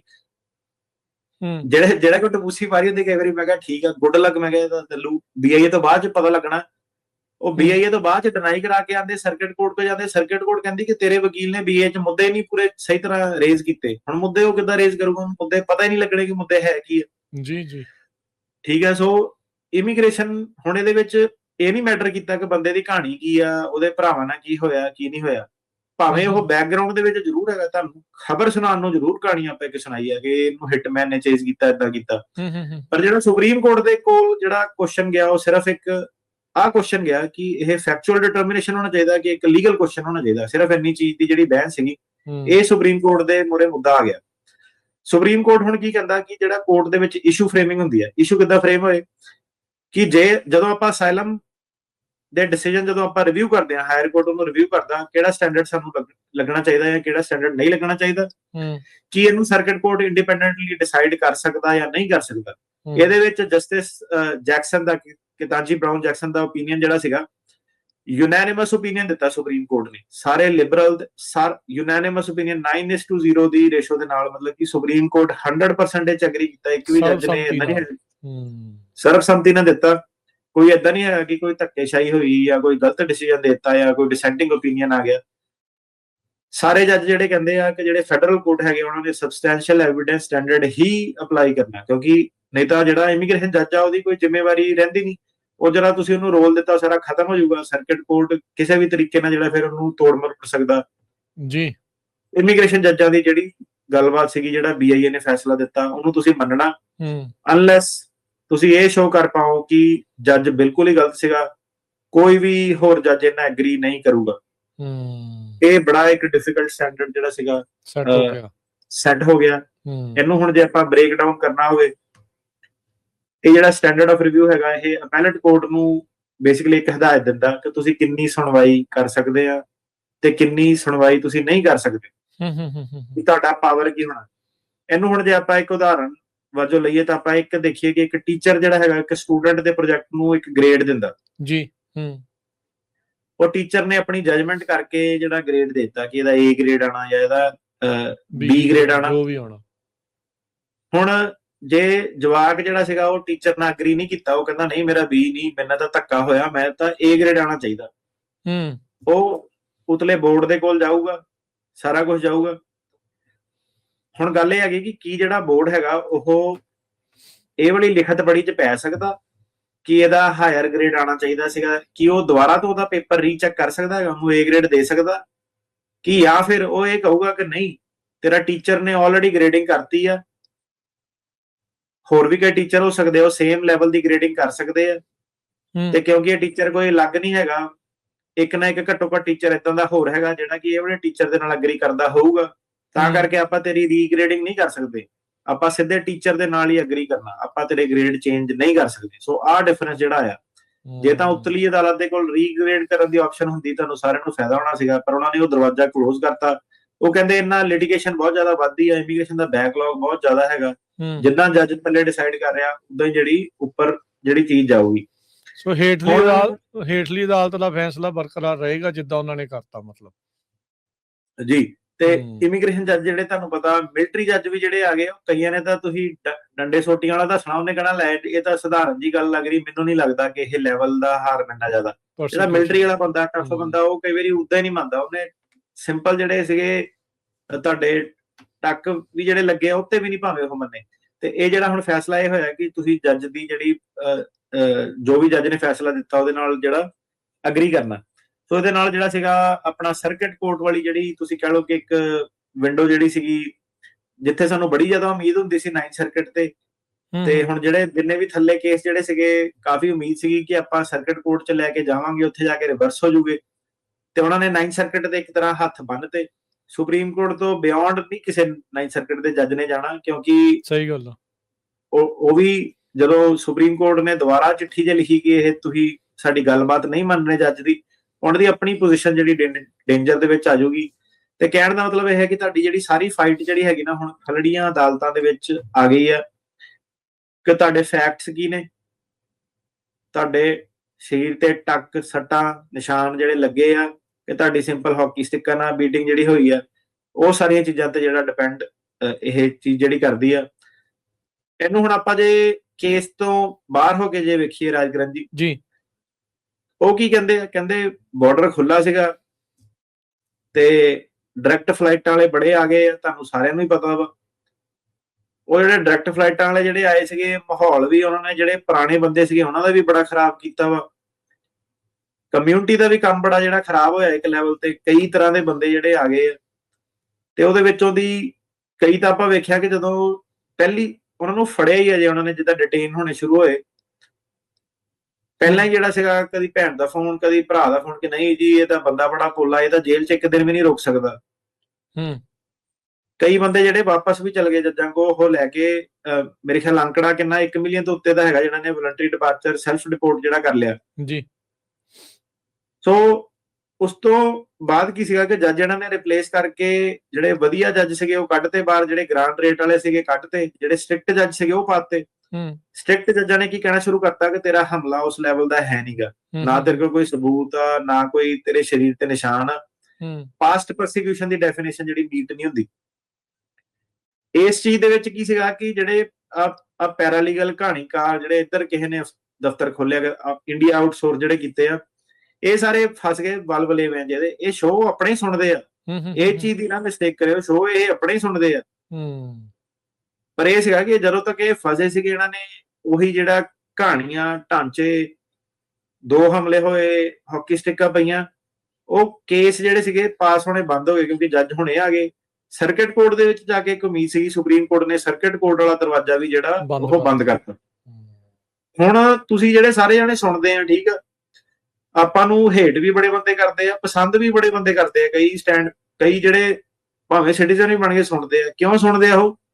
ਕਿਉਂਕਿ ਤੁਹਾਨੂੰ ਆ ਗੱਲਾਂ ਆਹ ਵਾਲੇ ਸ਼ੋਅ ਤੋਂ ਪਹਿਲਾਂ ਕਿਸੇ ਨੇ ਤੁਹਾਨੂੰ ਜਿਹੜੇ ਵਿੱਚ ਵਾਲੇ ਬਲਬਲੇਵੇਂ ਕੀ ਸੀਗੇ ਤੁਹਾਨੂੰ ਕਿਸੇ ਟੈਕਨੀਕੈਲਿਟੀਜ਼ ਕੋਈ ਨਹੀਂ ਸੀ ਦੱਸਦਾ, ਠੀਕ ਆ। ਉਹ ਪੈਰਾਲੀਗਲ ਤਾਂ ਆਪਣਾ ਵਕੀਲ ਨਾਲੋਂ ਵੀ ਜ਼ਿਆਦਾ ਤਿਆਰ ਹੋਇਆ ਹੁੰਦਾ। ਬਾਹਰ ਤੁਸੀਂ ਦੇਖੋ, ਉਹਨੇ ਕਹਿਣਾ ਕਈ ਵਾਰੀ ਵਕੀਲ ਨੂੰ ਆਪ ਲੱਗਣਾ ਕਿ ਯਾਰ ਇਹ ਇੰਟਰਪ੍ਰੇਟਰ ਆ ਜਿਹੜਾ, ਇਹ ਵਕੀਲ ਆ ਕਿ ਜਿਹੜਾ ਦੂਜਾ ਵਾਲਾ ਨਾਲ ਆਇਆ ਉਹ। ਸੋ ਇੱਕ ਦਿਖਾਵਾ ਜਿਹਾ ਬੜਾ ਸੀਗਾ, ਜੀ ਹਜ਼ੂਰੀ ਇਹ ਜ਼ਿਆਦਾ ਕਰ ਦਿੰਦੇ ਆ, ਫੋਨ ਚੱਕ ਲੈਣ ਤੁਹਾਡੇ, ਪਰ ਇਹ ਹੈਗਾ ਕਿ ਪੱਲੇ ਨਹੀਂ ਕੱਖ ਇਹਨਾਂ ਦੇ ਹੈਗਾ, ਠੀਕ ਆ। ਸੋ ਆ ਜਿਹੜੀਆਂ ਗੱਲਾਂ ਹੁਣ ਜਦੋਂ ਤੁਹਾਨੂੰ ਸਾਹਮਣੇ ਆ ਕੇ ਦੱਸਦੀਆਂ ਦਾ ਕਿਸੇ ਕਈ ਵਾਰੀ ਬੰਦੇ ਵੀ ਬੁਰਾ ਬਣਾ ਜਾਂਦੇ ਆ ਜਿਨ੍ਹਾਂ ਦੇ ਕੇਸ ਲੱਗੇ ਆ, ਠੀਕ ਆ। ਹੁਣ ਜਿਹੜੇ ਪੋਲੇ ਬੰਦੇ ਦੀ ਡਾਇਰੈਕਟ ਫਲਾਈਟ ਵਾਲੇ ਦੀ ਮੈਂ ਗੱਲ ਕਰਦਾ ਹੈਗਾ, ਉਹਨੇ ਤਾਂ ਖਿਜਣਾ ਹੀ ਹੈ ਮੇਰੇ ਨਾਲ, ਯਾਰ ਮੇਰੇ ਬਾਰੇ ਬੋਲਤਾ, ਪਰ ਮੈਂ ਡਾਇਰੈਕਟਲੀ ਨਹੀਂ ਕਿਸੇ ਦਾ ਬੋਲਿਆ। ਪਰ ਏਦਾਂ ਕਿ ਕਈ ਵਾਰੀ ਉਹ ਲੱਗ ਜਾਂਦੀ ਬੰਦੇ ਨੂੰ ਗੱਲਬਾਤ, ਠੀਕ ਆ। ਫਿਰ ਇਹ ਪੈਰਾਲੀਗਲ ਨੇ ਇਹਨਾਂ ਨੇ ਕੈਂਪੇਨ ਸ਼ੁਰੂ ਕਰਤੀ ਵੀ ਏਦਾਂ ਉਦਾਂ ਆਹ ਚੀਜ਼ ਆ। ਪਰ ਇਹ ਤੁਸੀਂ ਆਹ ਚੀਜ਼ ਨੂੰ ਜਿਹੜੀ ਸਾਰੀ ਸਮਝੋ, ਤੁਹਾਨੂੰ ਕਿਸੇ ਨੇ ਵੀ ਸੁਪਰੀਮ ਕੋਰਟ ਦਾ ਤੁਸੀਂ ਆਪ ਵੀ ਪੜ੍ਹ ਲਓ, ਤੁਹਾਨੂੰ ਸਮਝ ਵੀ ਨਹੀਂ ਆਉਣਾ ਸੀਗਾ, ਤੁਹਾਨੂੰ ਸਮਝਾਉਣਾ ਵੀ ਨਹੀਂ ਕਿਸੇ ਨੇ। ਤੇ ਉਹ ਚੀਜ਼ ਸੀਗੀ ਕਿ ਇਹ ਜਿਹੜਾ ਹੁਣ ਆਹ ਸਟੈਂਡਰਡ ਆਫ ਪ੍ਰੈਕਟਿਸ ਜਿਹੜਾ ਹੋ ਗਿਆ। ਹੁਣ ਜਿਹੜੀ ਬਾਹਰ ਕੀ ਚੀਜ਼ ਚੱਲਦੀ ਆ, ਬਾਹਰ ਸਿਰਫ ਇੰਨਾ ਲੈ ਵਧੀਆ ਵਕੀਲ ਮਾੜਾ, ਮੇਰੇ ਵਕੀਲ ਨੇ ਮੇਰਾ ਕੰਮ ਖਰਾਬ ਕਰਤਾ, ਮੇਰੇ ਵਕੀਲ ਨੇ ਕੁਝ ਬੋਲਿਆ ਨਹੀਂ, ਮੇਰਾ ਵਕੀਲ ਕੇਸ ਨਹੀਂ ਪਾਸ ਹੋਇਆ, ਏਦਾਂ ਨਹੀਂ ਹੋਇਆ, ਓਦਾਂ ਨਹੀਂ ਹੋਇਆ। ਆਹ ਚੀਜ਼ਾਂ ਤੇ ਸਾਰਾ ਡਿਪੈਂਡ ਕਰਦਾ। ਫੈਕਟਸ ਜਿਹੜੇ ਹੁੰਦੇ ਆ ਕਿ ਬੰਦੇ ਨਾਲ ਕੀ ਹੋਇਆ ਉਹ ਕਿੰਗ ਹੁੰਦੇ ਆ। ਤੁਹਾਨੂੰ ਜੇ ਮੈਂ ਜੱਜ ਬਣਾਵਾਂ, ਤੁਸੀਂ ਵੀ ਪਹਿਲੀ ਚੀਜ਼ ਇਹੀ ਦੇਖਣੀ ਹੈ ਕਿ ਦਿਖਾ ਤੇਰੇ ਸੱਟ ਕਿੱਥੇ ਲੱਗੀ ਆ, ਤੇਰੇ ਜ਼ਖਮ ਹੈਗਾ ਕਿ ਨਹੀਂ ਹੈਗਾ। ਉਸ ਤੋਂ ਬਾਅਦ ਨਿਆਂ ਤਾਂ ਫੇਰ ਹੀ ਦਿੱਤਾ ਜਾ ਸਕਦਾ ਜਦੋਂ ਸਾਰਾ ਕੁਝ ਪਤਾ ਹੋਵੇ। ਹਾਂਜੀ, ਉੱਥੇ ਡਾਕਟਰ ਦਾ ਮਤਲਬ ਕਿ ਨਾਮ ਲੈਟਰ ਹੈਡ ਤੇ ਹੋਰ ਲਿਖਿਆ ਹੁੰਦਾ, ਸਪੈਲਿੰਗ ਥੱਲੇ ਜਿਹੜੇ ਸਾਈਨ ਕੀਤੇ ਹੁੰਦੇ ਉਹ ਹੋਰ ਕੀਤੇ ਹੁੰਦੇ ਆ, ਲੈਟਰਾਂ ਇੱਕ ਦੂਜੇ ਨਾਲ ਮਿਲਦੀਆਂ ਹੁੰਦੀਆਂ, ਕਿਤੇ ਸੰਜੀਵਨੀ ਹਸਪਤਾਲ ਆ ਜਾਂਦਾ, ਕਿਤੇ ਕੁਛ ਆ ਜਾਂਦਾ ਢਾਂਚੇ।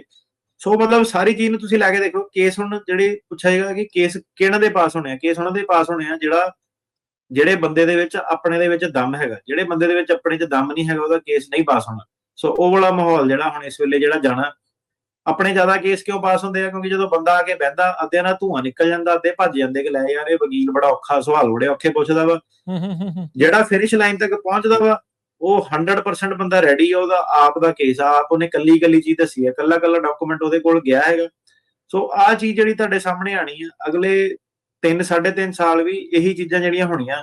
ਸੁਪਰੀਮ ਕੋਰਟ ਦਾ ਜਿਹੜਾ ਫੈਸਲਾ, ਸਰਕਟ ਕੋਰਟ ਦੇ ਫੈਸਲੇ ਆਣੇ ਸ਼ੁਰੂ ਹੋ ਜਾਣੇ ਹੁਣ ਸੁਪਰੀਮ ਕੋਰਟ ਦੇ ਤੋਂ ਬਾਅਦ। ਲਾਅ ਜਿਹੜਾ ਸੀਗਾ ਹੁਣ ਇੱਕ ਬਹੁਤ ਜਿਹੜਾ ਤੁਸੀਂ ਕਹੋ ਕਿ ਟਾਈਟ ਡਾਇਰੈਕਸ਼ਨ ਦੇ ਵਿੱਚ ਜਿਹੜਾ ਚੱਲ ਜਾਣਾ। ਸੇਮ ਚੀਜ਼ ਜਿਹੜੀ ਹੋਣੀ ਹੈ ਜਿੱਦਾਂ ਇੰਗਲੈਂਡ ਵਗੈਰਾ ਸਾਰਿਆਂ ਨੂੰ ਪਤਾ, ਪਹਿਲਾਂ ਉੱਥੇ ਅਸਾਈਲਮ ਸੁਲਮ ਮਿਲਦੇ ਸੀਗੇ ਕਈ ਦੇਸ਼। ਹੌਲੀ ਜਿਹੜਾ ਸਿਸਟਮ ਸੀਗਾ ਉਹ ਇੰਨਾ ਕੁ ਟਾਈਟ ਜਿਹੜਾ ਕਰ ਦਿੰਦੇ ਆ ਕਿ ਬਹੁਤ ਜ਼ਿਆਦਾ ਜਿਹੜੀ ਵੈਟਿੰਗ ਜਿਹੜੀ ਹੋ ਜਾਂਦੀ ਹੈ ਕਿ ਜਿਹੜਾ ਬੰਦਾ ਵਾਕਈ ਜਿਹੜਾ 60 ਜਿਹਦੇ ਲੱਗੀ ਹੈ ਕਰਕੇ ਆਇਆ, ਉਹਦੇ ਹੀ ਕੇਸ ਜਿਹੜੇ ਪਾਸ ਹੋਣੇ ਆ। ਉਧਰਲੇ ਪਾਸੇ ਨੂੰ ਜਿਹੜਾ ਸੀਗਾ ਸੁਪਰੀਮ ਕੋਰਟ ਨੇ ਇੱਕ ਇਸ਼ਾਰਾ ਜਿਹੜਾ ਕਰਤਾ। ਹੁਣ ਦੇਖੋ ਅਟਾਰਨੀ ਟਰਕਿਆਣਾ ਜੀ, ਸੋ ਬੇਸਿਕਲੀ ਜਿੱਦਾਂ ਤੁਸੀਂ ਹੁਣ ਸਾਰਾ ਐਕਸਪਲੇਨ ਇਸ ਦੇ ਵਿੱਚ ਕਰ ਦਿੱਤਾ।